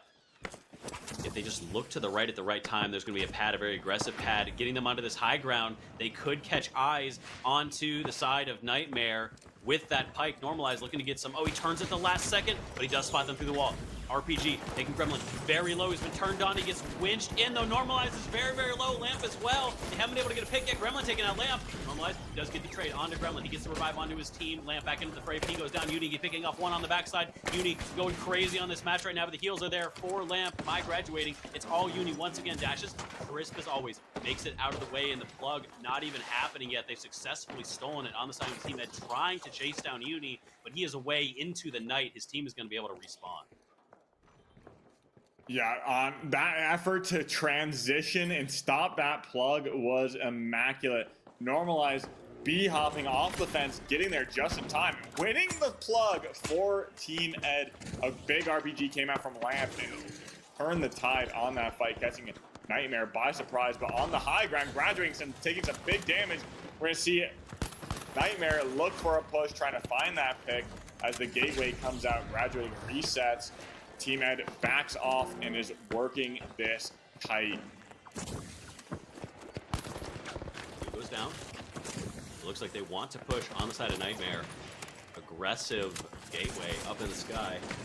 Lamp on the low ground, but Gremlin is pushing heavy, putting a lot of pressure onto the side of Team Ed. They're starting to crumble under the pressure. Everybody's so low. Lamp goes down. Normalized right after him. Grad, the last one left. With Zulin with Gremliners on the high ground. Following through. Uni picks them off. Grad is dead. The steal is going to go the other way. And just like that, Nightmare in a position to take map number 2. We thought it was going so poorly for them. One more fight left from the side of Team Ed to prolong this and maybe put themselves up 2-0. Yeah, and that's what I keep saying. Once those fights break away from the vault, The winch, in my opinion, probably has the advantage. We don't see the circle point as well as the church point come out in this round, which I'm sure Team Ed was hoping for, because that's where the mesh shield really proves useful. But now they're going to have to go in fairly quick. This high ground fight is going to break out as Nightmare kite away because they've winched at this point. They have a mesh shield. They're going to have to look to potentially bait this out, but the glitches are going to be no match. Are going to take down that mesh shield. Lamp pushing aggressively as they go for the steal. Nightmare's not close enough. Normalize does get the flip. A great push from Lamp, pushing them away from this. But Grad and Normalize so low. They're going back for the flip. They're making the same play. They're going to get the flip because it's just graduating and Lamp left. They're running over. And that flip going back and forth over and over and over again. Look, I mean, you forced those teams away. I mean, that was a great play from Lamp to force the team away, put the pressure, make them back up while Normalize goes back. But unfortunately, fighting a 2v1, a 2v3 is gonna take some tides on that damage in the health pool. Yeah, that was just not clean. I understand what Normalize wanted to do there at the last moment. He gets the steal. He wants to bring his heavy into the fray, make sure that they're still even. But I really would have loved to see him just get on the high ground with the limited time left. If he just prevents the steal, he needed to focus on the cash box. A little bit of confusion there from the side of Ed, not playing the comms quite well enough. And I mean, it's hard to put a complete, honestly, I think there were a couple things that really spelled that to me. I mean, we talked a lot about the mesh, right? I think the lack of the winch was definitely hurting Lamp there a lot. The mesh really never coming into play. He was getting pushed. He's trying to continue to fight 1v1 against Gremlin, but the fight was always going in Gremlin's favor. It was just the SA-12, he's just pushing in. He walks into his face, shoves the SA-12 right into his chest, and the mesh shield doesn't do anything, right? So the mesh shield just wasn't making it work there. He wants to protect Normalize when they push into close quarters, but the problem was Normalize was getting picked off. The benefit that we had on the first map was that Normalize was able to hold back, played from range, picked off Uni, picked off Lasagna every single time, which is doing damage. Because of the close quarter engagements that we're finding here, Normalize just could not find the angles. And when he tried to close the distance, he just got picked off every single time, and Lamp was helpless to keep him out of danger. Yeah, I think the RNG didn't work in Team Ed's favor. Again, I think they were hoping for those outdoor points, going to be able to use that mesh to their advantage. But unfortunately for them, we saw a bar point as well as one of those corner buildings. I think that's an Isolt building over in that corner. So, I mean, the mesh not going to prove that useful. You're looking, again, like I said, for that church point and for that outdoor circle point in the pavilion there. So, unfortunate RNG for them. And it's going to be a 1-1 game. Now we're going to be going into Cis Horizon. What do you think about this map? And to me, it goes down to the vault fights. Definitely is going to, because of how small it is, you're going to be able to plug so quickly off of those vault fights. So on some of those maps, vault fights aren't always very important, but on this one, you're 100% right. That's something they really need to be prioritizing. Wonder if we're going to see them switch off the pike at all. Normalize is the one I'm definitely looking at here. Over to the FAMAS. I was wondering if we might see that switch here. Definitely looking for something a little bit different. I don't think the pike would have been the best choice on this. Lasagna thinks so. He's going to be sticking with the pike. Pike and FAMAS definitely the top two weapons for the medium. We've seen that consistently across all of the play days. If you can't get the right sightlines, I mean, if they get lucky and they find a point in the Zen Garden, I think the pike could pay dividends. Well, yeah, I think it's going to be a similar narrative as the mesh versus winch matchup that we saw in Bernal. Kind of translated over the pike and FAMAS. The FAMAS is going to be a little bit more useful on these vault fights, getting that tickle damage on Gremlin as we see. But the pike is going to be great for when you get this cash out set up. Normalize, going to get caught on the cross, taking some big damage, does get reset from graduating his H1 Infuser. Lasagna looking for that light. He knows he can 3-tap, narrowly missing that winch. You saw that right in his face as graduating goes down, Lamp goes down, and now it looks like a Normalize is going to get taken out as well. Lasagna getting 2 kills, Gremlin finishing off Normalize for his team. And again, if we get this set up, this is where Pike is going to succeed. Winch that thing out, and now you have crazy line of sights to use for that Pike. And honestly, one thing I'm looking at here is you could be on either building. You could go sit over in that museum area or the campus area, and it's basically a 50-50 on where you are. Oh yeah, I've seen this be a more popular defensive position for this cash out in particular lately, because you're right, it gives you so many more options on where you set up. Lasagna taking a lot of damage from Grad as they push very aggressively. The spawn maybe not what they were expecting, hoping that they were going to spawn more off towards the east instead. Also, maybe thinks he's up on that high ground. A little bit of a decoy goo delays a little bit. Grad's time just getting a little bit wasted. Lamp and Normalize going onto the point, looking to get that steal, but they back off as the aggression comes out from Nightmare. Uni continuing to take damage, but Normalize is getting pushed on, has to run away. Both dome shields are down. All the utility used is the medium fight. Lasagna picking off 2, picking off 3, finishing off the entire team of Ed. It happened in the blink of an eye, so fast we didn't even get to see it, but Lamp going down. Lasagna, the hero of his team, 5 kills on this map so far. Turns out Pike was the play. Yeah, I mean, the Pike is proving dominant on this play. We're still waiting for the reset on Uni. Uni does get back up.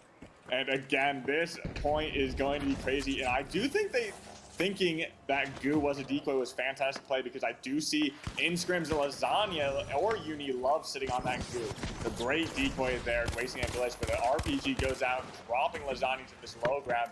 This cash out has been manipulated to this outside corridor. There's no way they can take this, but Lasagna goes down. Uni taking some shots, and look at this tracking from Normalized. Fantastic tracking, but it's not going to be enough because Gremlin sitting in that corner getting healed. Oh my god! Takes out Uni, takes out Normalized. Those heals keeping him alive, making him a tank, and now it's just Graduating and be throwing that winch out. A Hail Mary. Graduating goes down. That's Uni with 3 kills. Is this crazy? What is this? How fast was he swapping? I mean, he was full healing Gremlin, keeping him from dying, and then just finishes off, and, Graduating at the same time. Like, the man has 5 hands apparently. Just able to do both at the same time. I didn't know you could dual wield the 93R and the Infuser. Honestly, that's the next specialization for life. You heard it here, folks. Oh no! please, God, no! Not dual wielding for the light. We're already going in an early TP, coming out and rotating towards this B point. Nightmare has a great advantage. I think Grad also sets up a TP for his team, so it's going to be a fight breaking out early. They don't have to worry about crossing this street. But Grad getting taken out by Lasagna, I beg to differ. Crossing that street is still a dangerous effort. Lamp, Normalized, going to grab that body and look for the reset. Oh, Lamp's isolated right now. He drops to the floor with his team. They're going to be able to reset, but he has been spotted, moving back in. Long res does go through onto Grad, so Normalized not using the D-pips yet. But he's caught on the stairs. Lamp not where he wants to be. Normalized also goes down to Gremlin, or to Uni, sorry. It's just Grad left. He gets picked off. Lasagna continuing to slam into them with the Pike. It's just going all Nightmare all day right now. They have been coming alive after that first match. Something I saw, what I thought was really neat there, the way that they played with the gateway there. Uni had the gateway, went over to C instead, pops through the gateway, sees the entirety of Team Ed spawn on top of the cash out, nopes out, grabs the vault, says, we're going to B, guys. Nobody wants to go over to C. Bit of a jump scare from him on that one. Yeah, and only a minute left in this cash out. We're going to see Lasagna yet again get an early pick on Graduating. Nothing is safe when you have the Pike in your hands, Lasagna. So we're going to go for a reset. Graduating, get back up. Normalized taking a dive for Graduating, and let's see if they can make it work, because now Normalized is down. Lamp goes down from Gremlin, and it looks like Graduating is the last one up. He's going to get that reset on Normalized, but it may be a little too late. 2v3. Gremlin drops down, and they're going to just collapse on this. They think they got it, so they're going to go in ego. Now it's an even fight. Interesting plays. They should play calm and collected, because this may swing, and they may blunder. This could be a huge blunder right here. It's just Lasagna left. What are we doing from Team Nightmare? Row of epic proportions right now. They got too eager. They thought they could do something. It's all in Lasagna. He gets one pick. It's just 1v1. Can he take out Normalized? He actually gets off of it. Normalized didn't get the full steal. The goo delay. He's just continually running around. Normalized. He can't finish it up with the Famas, the Pike. He doesn't even have to get a kill. He just delays. Just runs circles around him. We're doing some freestyle dancing out here in that last minute. Lasagna running around in circles. Look, I don't know what to say about that. That could have been the biggest blunder of the entire game. Grad went for the reset, and Lasagna found him early on. Honestly, Grad probably should have just stayed back. The 2v1, played the fight, because Lasagna has to push. He has no time to res. Yeah, I agree. I think again, this kind of the play that we saw in Bernal from Normalize, going for a revive instead of just playing the point. I feel like this is the second time we've seen this from Team Ed. They're playing too much for their team play and not focusing on the cash out and the objective when it comes down to it in the moment. Some just calm issues there. I know we actually just interviewed Lamp for the podcast I host with Rio called The Vault. Episode's going to be coming out this next week.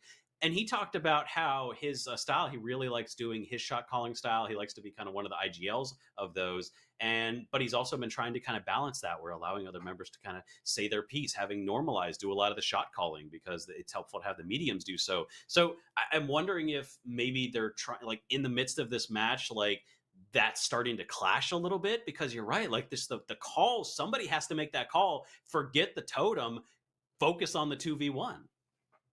Yeah, no, I agree. And honestly, the shot calling style that Lamp has is something that I also do. I love having, because you can't solely rely on one person making the right calls every single moment. It's so much information going around in this game. And as well as with the medium DMAT, being able to rotate your team around with such effectiveness, you need that medium to be able to call the shots when they have the information, when they are going to be opening and closing that DMAT. So I think Lamp's right on the money there in terms of the team dynamic. And I know Lamp himself is a fantastic IGL, leading his team. I mean, knowing when to balance out the medium calls is, it's just a testament of his skill, in my opinion. We're going to be back on Fortune Stadium. We have seen the Pikes absolutely destroy on this map so far. Nightmare showing that they could do it over T-Mills, one of the best Pikes in the game. So have to see if they can pull this out again. They're on match points on Soyo right now. Nightmare are one game away from getting first place in the NA playoffs and getting themselves a hefty chunk of cash with it. Yeah, so we're good. This match means a lot for Team Nightmare as well as Team Ed. Both teams on the edge of their seats for this game. We see Team Ed getting the high ground, fantastic gateway up, and getting the advantageous spawn in this map. I do think we see a lot of uneven spawns come out from Fortune. It really depends on where the vault is, but this one seems relatively even. I think that's one thing to look out for in your next Fortune Stadium spawn.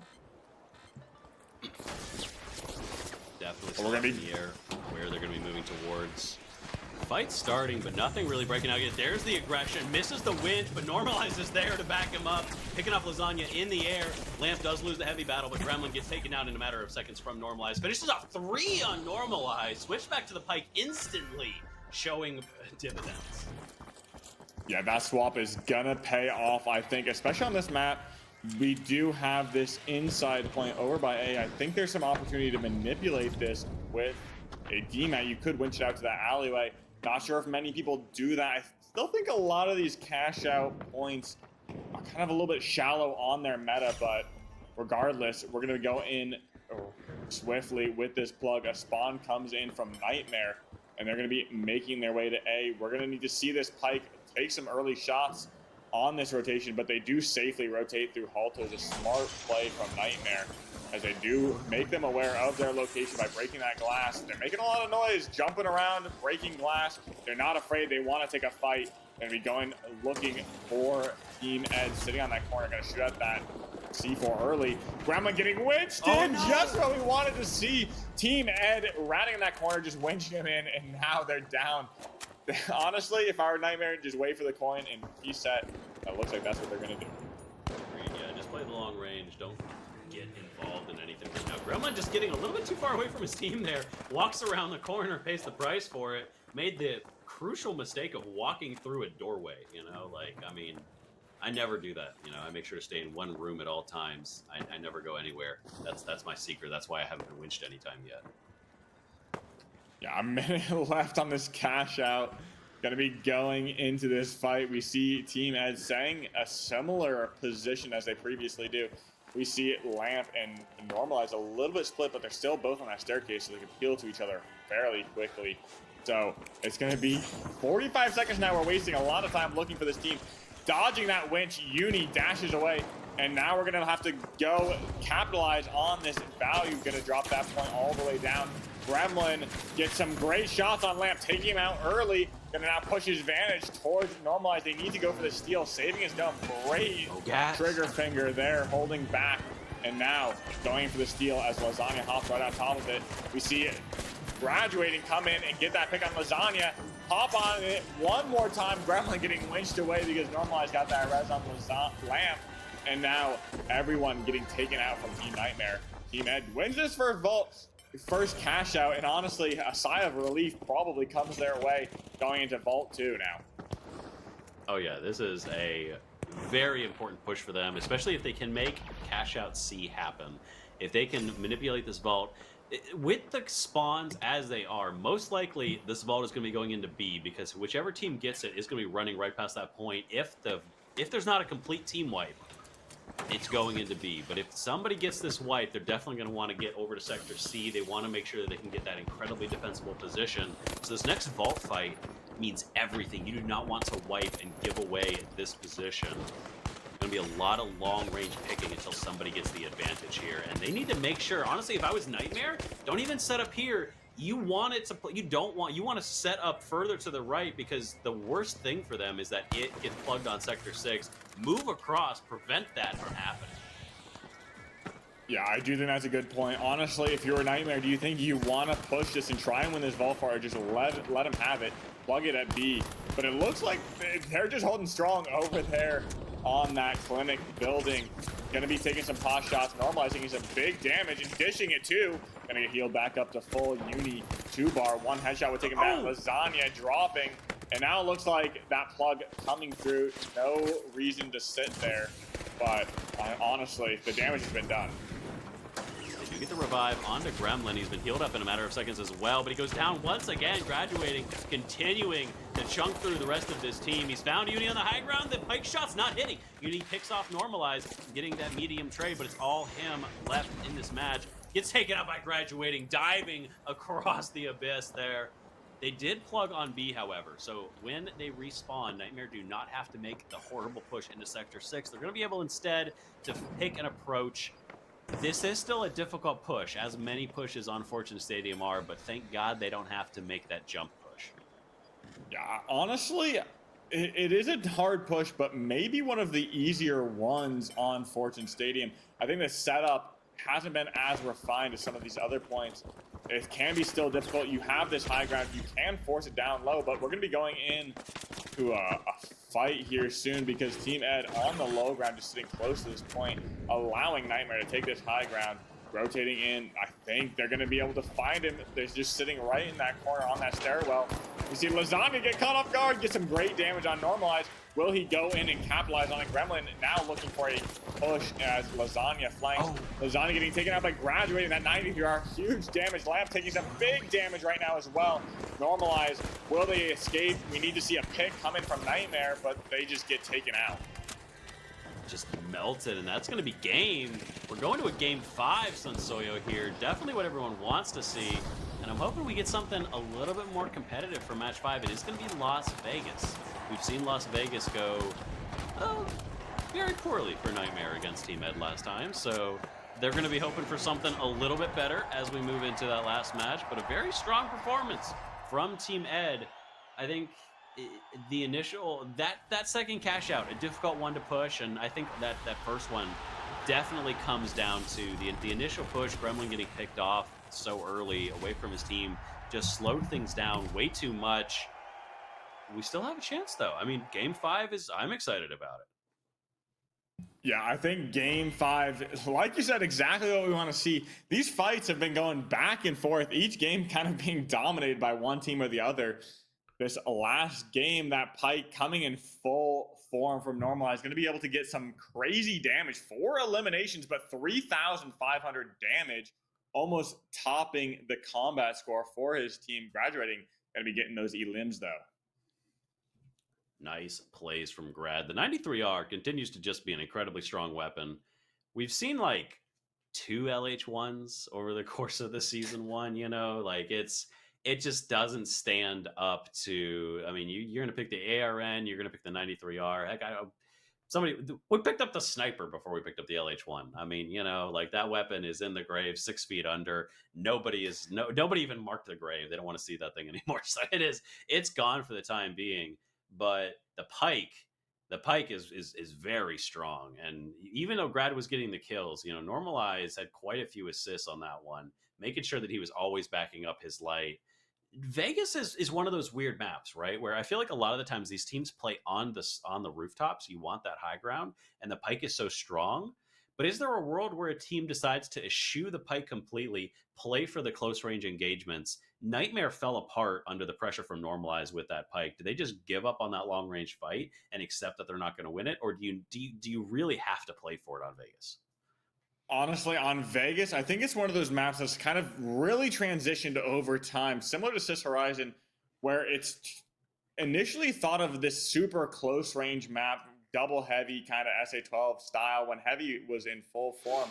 But now I think we're kind of seeing a little bit more mid-range to long range. So the pike could be a good pick here because you have those long line of sights. It really depends on the setup and the cash out. So honestly, I think we're going to see a little bit of FAMAS coming out from both sides. Ooh. I could be wrong, but I think the FAMAS might be the right pick here. Do you think that's because of the remake? Do you think the remake has pushed this towards a long-range map? I don't necessarily think it's because of the remake. I think people have just realized how strong the pike is after its buff a while ago, and how well it can still compete in these close range, because that hipfire, of the pike is so good. It's volatile. So if you miss one of those shots, which again, I think it has the same hipfire as the FAMAS, but if you miss one of those shots, it's a little bit more volatile. But without further ado, we're going to be going into this fight. Lasagna going to take some early damage, get healed back up from Uni. Gremlin getting hit by a little bit of that C4 from Lamp. Now going to have to find his way to reset as they TP away. Going to get this early plug. And I do love this play. Both teams do like getting this early plug. And Lasagna getting caught off guard and be rotating, dematting over to cash out B. Normalized, leading his team to victory.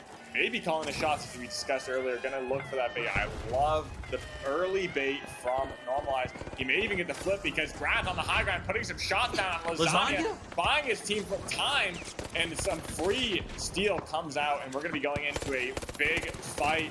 They do get the reset on Gremlin. Gremlin narrowly doesn't. He does get taken out. But before that, Normalized gets taken out as well. Lamp doing some great damage on the floor of the team, and it's just oh my gosh, dude. Taken out, graduating, honestly, the MVP of that fight, buying his team the time that they needed to steal that point. Great push from Team Ed. And there's those heads-up comms, right? Because Nightmare gets the plug, they escape. You know that Lasagna is not on the most HP, but he's going to be back up, and you have to assume that Uni, unless they had eyes on him, is going to be getting those heals. But Normalized sticks the steal, doesn't get off of it, and Grad pushes them 1v3, knowing that they're going to be pushing for that punish on the steal. Great communication for them. That's what we wanted to see, and I feel like that's what was lacking in those previous matches. This time it's working out for them. Now on the aggressive, Nightmare have to put this together. They have to figure it out. You don't want to go down one cash out, especially when we are this close to the end. Already some damage on Normalized. The Infuser means nothing when those heals are going to come through, but damage both heavies. Gremlin takes out Lamp, but the Lamp does take out Lasagna. Looking for the defib. He does get the defib, but Normalized might pay the price for it. He does, but it's all Gremlin. He's the only one left. Lamp takes him down. A full wipe, and Team Ed going up one cash out away from first place and the pot of money. Yeah, winning this like last game with everyone's back to the wall is going to mean so much. Now Nightmare shaking in their boots going into this fight. We're going to need to see Uni put in a little bit more value. Look at the support and the combat from Graduate. 2,000 combat and 2,500 support. Look, I mean, this is the Battle of the Light, in my opinion. We need to see those numbers pumping from Uni, especially for the support. We know how much damage he can do, so let's see if they can adjust going to this next ball fight. Feels in some ways like a repeat of Vegas just in the upper finals. Like, Uni is just not a factor on these Vegas maps, and I don't know what that is. The last time in Season 0, we actually saw, back when they were playing with Slothy, Lasagna swapped off to a heavy, wanting a more aggressive playstyle. Clearly, that's not what they want. He needs that pike. He wants to be able to do that long range, but we know that they've been willing to adapt in the past. I'm surprised we haven't seen them try to do it a little bit more here. This is a hard position to be in, though. I feel like there's no good options. With that high ground being held with the pike, they have to find somewhere to go. Gremlin is just holding on to that and desperately trying to find anywhere that he can push. But no matter where he goes, he's going to get seen. He's already at half health. There's the heals coming in from Uni. The Lamp on the high ground, looking for a drop. He has the RPG, throws it onto Uni, hits the winch. Uni's gone. Lamp already gets one. Tosses the red barrel, misses that. But now Lasagna's been seen. He's been wrapped around on as well. Grad looking for the pincer movement. Takes out Lasagna. Only Gremlin left, and he's lost the cash out. The vault is now in the hands of Team Ed. Yeah, this plug goes in. Team Head now in control. Look, if you're Nightmare, you do not want to see that. Gremlin, last one up, just going to be waiting for that coin. A drop comes out and some manipulation. Great time to manipulate the point. We'll see if a bigger... Looks like they're setting up to winch this outside, but Uni pointing in. Lamp gonna set up. Will he get this winch outside? He hits the winch and it does not fall outside, but it's still a decent position. The only thing you have to worry about is gooing that point up on that corner for the steal, but we're gonna be going right in. They want to go right back. He saw one of Team Ed and just went right back. He's like, I'm out of there. So we do see that Gremlin and Lasagna did make it over. Quick Gremlin tapping it, trying to force Ed out of position. They've given up the high ground. We could see a bit of a reversal here if Uni wants to push for that high ground. Looking for a bit of a pincer movement. Does have eyes on the entirety of Team Ed, but they are playing like glue. They are attached at the hip right now as Lasagna is on the ground floor setting up some grenades. Has the walls there. He set up a full fortress for himself, but he immediately gets out of dodge, knowing he can't get involved here. The heavy duel goes the way of Nightmare. A good start for them. RPG as well. They almost finish off graduating. He's surviving on a sliver of HP. They need this pick. He has to finish him off. He does. Pick from Lasagna. Getting the light down. That's a huge step. Graduating been so clutch for them. It's only normalized left. He gets taken down as well. Nightmare converting when it matters most. We go to the final cash out of Game 5. We got a game. Oh my gosh. I've seen it a lot. I love these moments. I mean, I can't say it enough. This is going down to the wire. This is exactly what you want to see. Look, I mean, not if you're a fan of either of these teams, but holy wow, what a capitalization on that push. I do think it really came down. Lasagna set up that fortress, as you said. He took no damage from that RPG that Lamp sent his way.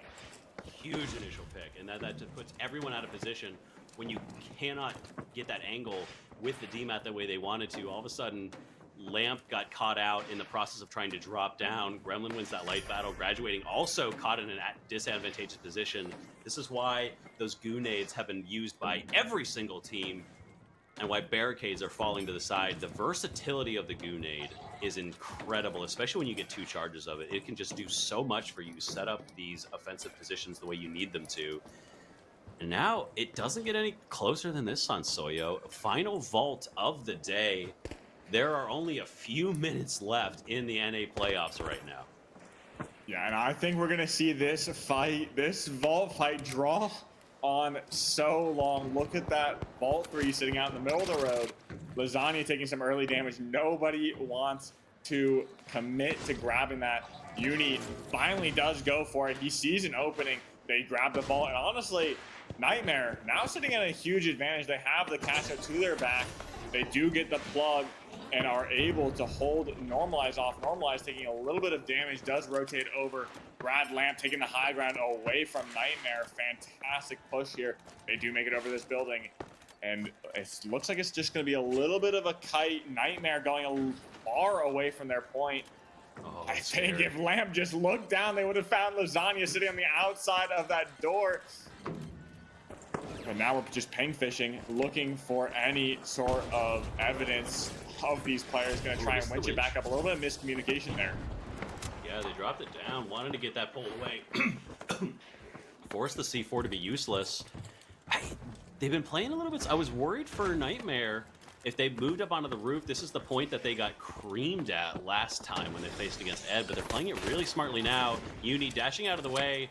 Damage going into graduating, but they're not pushing unless they need to right now. Dropping all the way on the floor. Nightmare continuing to play kite, not engaging unless they absolutely need to. They've actually successfully delayed for a full minute on this point. Gremlin does miss a winch on to normalize, though. He's engaging. The heal's trying to come through, trying to keep his heavy alive. The trade goes through. Lamb does take out Gremlin, but normalize goes down as well. That's the defib completely gone for the side of Team Ed, but the long res is there. Gremlin going to be able to get his heavy up. Lasagna does get the revive onto Gremlin with the defib, but graduating up from the backside takes out Lasagna. Gremlin goes down as well. Only Uni left alive against 3. Can he pull this off? He's getting chased through an inch of his life. Everybody wants a piece of this man right now, but he cannot go away. There's not enough time for his teams to coin back in. He only has 15 seconds. He needs to try to delay this, but the steal goes through. Not a lot he can do, but he takes out one. Lamp goes down. 1 versus 2 at this point. Uni continuing to try to equalize this. He has a few seconds left. He might be able to pull this off, but it's looking like Ed probably get this. Wait, but he also gets there. The heal from the infuser keeps his teammate alive. Graduating, coming in clutch from the side as Uni getting aggressive. He gets taken down. Graduating, putting a pin on this game. And Team Ed, not dropping a match, are the winners of the NA playoffs. They made it all the way through so strong and finally take out Nightmare in the end. Yeah, fantastic fight from Team Ed. Nightmare allowed them to get that hand res back on normalize. As soon as you take out that medium, you need to be looking for that kill on that slow res, because they committed down to get that fib on Gremlin, and unfortunately it did not work out, because now like Gremlin spawns in, he spawns in at half health. They have the defib down, and it just, I mean, GG's all around. Team Ed, fantastic, taking it 3-2 from Nightmare.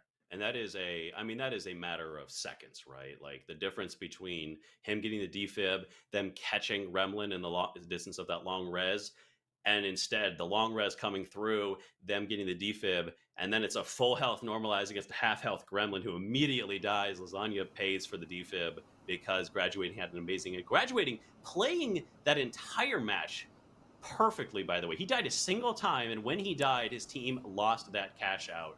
Instead, almost every single time he was positioned exactly where he needed to be. It was incredible stuff, but we've been yapping for a while now. Young, what did we just see? Because that was a phenomenal performance by both teams.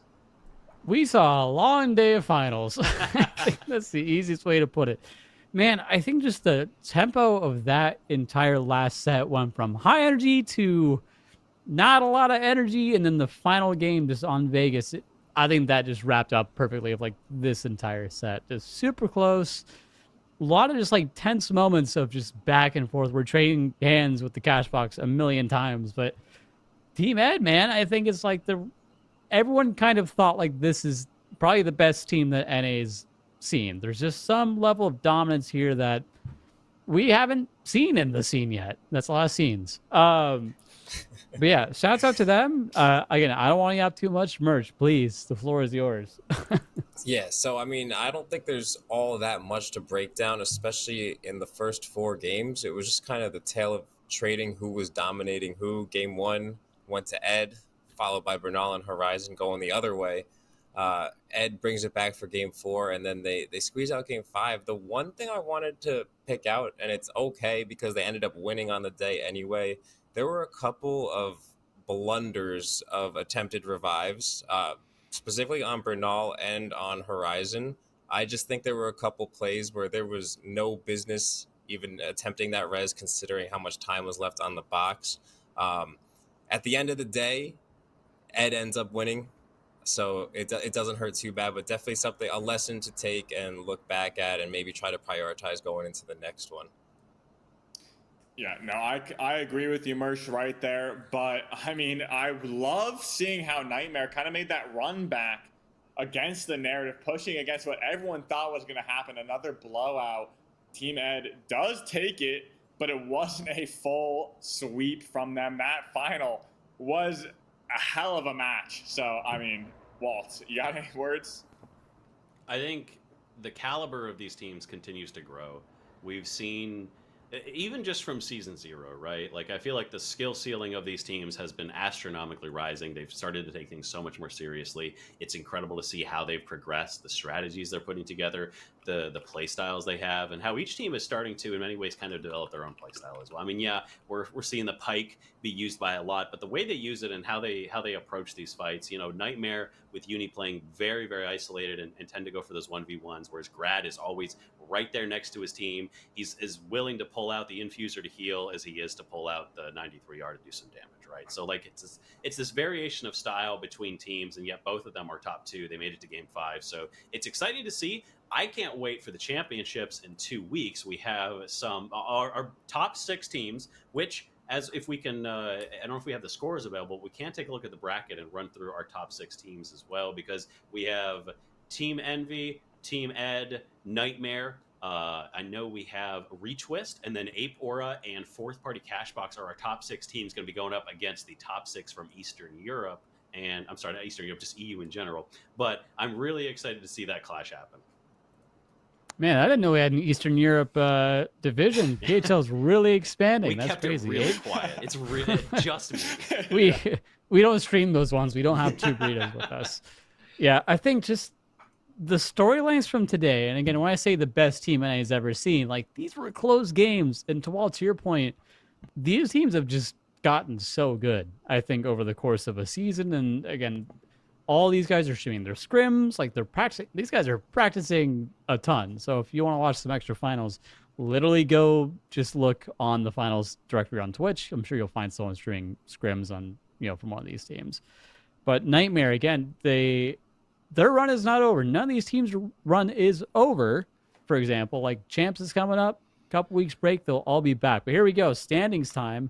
Team Ed and Nightmare getting the bye. First round bye for the top 2 teams. Envy, just a rough day today, I think is easy way to put it. They, were coming in hot. I think a lot of people thought that they had the chance to take this entire thing. Again, sometimes that's just how it goes. But Fourth Party, the team that took down Envy, a historic lower bracket run all the way from round 1 to 3rd place. So again, I don't want to count those guys short at all. They played absolutely out of their minds today. Yeah, incredible stuff from them. That does mean that, unfortunately, we've made it to the end of the day. There's no more games. We have to wait 2 weeks. Of course, next week, I do believe the Atel Cup is happening, so lots of exciting stuff coming. And then, of course, further down the line, we have the Ape Squad event. So there's a lots going on. So make sure that you guys are staying tuned for all those events. But 2 weeks from now, championships are happening. It's going to be hype. It's going to be incredible. Absolutely cannot be excited enough for that. So make sure that you guys are ready for that. Make sure you're hitting follow. You stay tuned, because it is going to be the best teams in the world duking it out on the stage. A big shout out, of course, to my fellow casters. You guys have been absolutely amazing, holding down the fort, doing so much, and to our production on the backside, Burrita, running the production, as well as Human, doing so much on the backside. And a shout out to our sponsors as well for making all of this possible, bringing that prize pool up past $3,000, and everybody in the chat as well. It has been absolutely incredible. It's been amazing seeing everybody just come out and support the scene. I want to give you guys any wrapping up thoughts, any final thoughts before we move in and we close this out for the day, guys.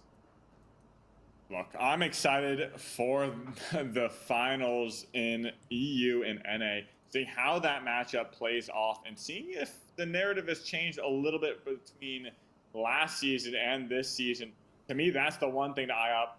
And honestly, shout out production, shout out PHL for helping Ape Squad and everyone create the scene and making everything possible. So thank you. Yeah, as an EU stan, I do think my NA pride is getting in the way a little bit. So excited to see what's going to happen, but 2 weeks time, we'll be back. That's all I got to say. Yeah, I agree completely with what Sensoyo said. I would like to see EU switch the script a little bit from what happened last season. I think there's so much talent over there. The game just translates a bit differently, especially when you go across servers like that. But I think that EU has learned a lot between these seasons, and I am excited to see them try to go again at the NA, guys. Lots to look forward to. Well, make sure you're tuning in 2 weeks for that, everybody, because it's going to be exciting. That's all we have for you today, so we are going to leave it there. But thank you for watching. Thank you for participating. You are what makes this possible. We will see you in 2 weeks for the championships. Make sure to be there.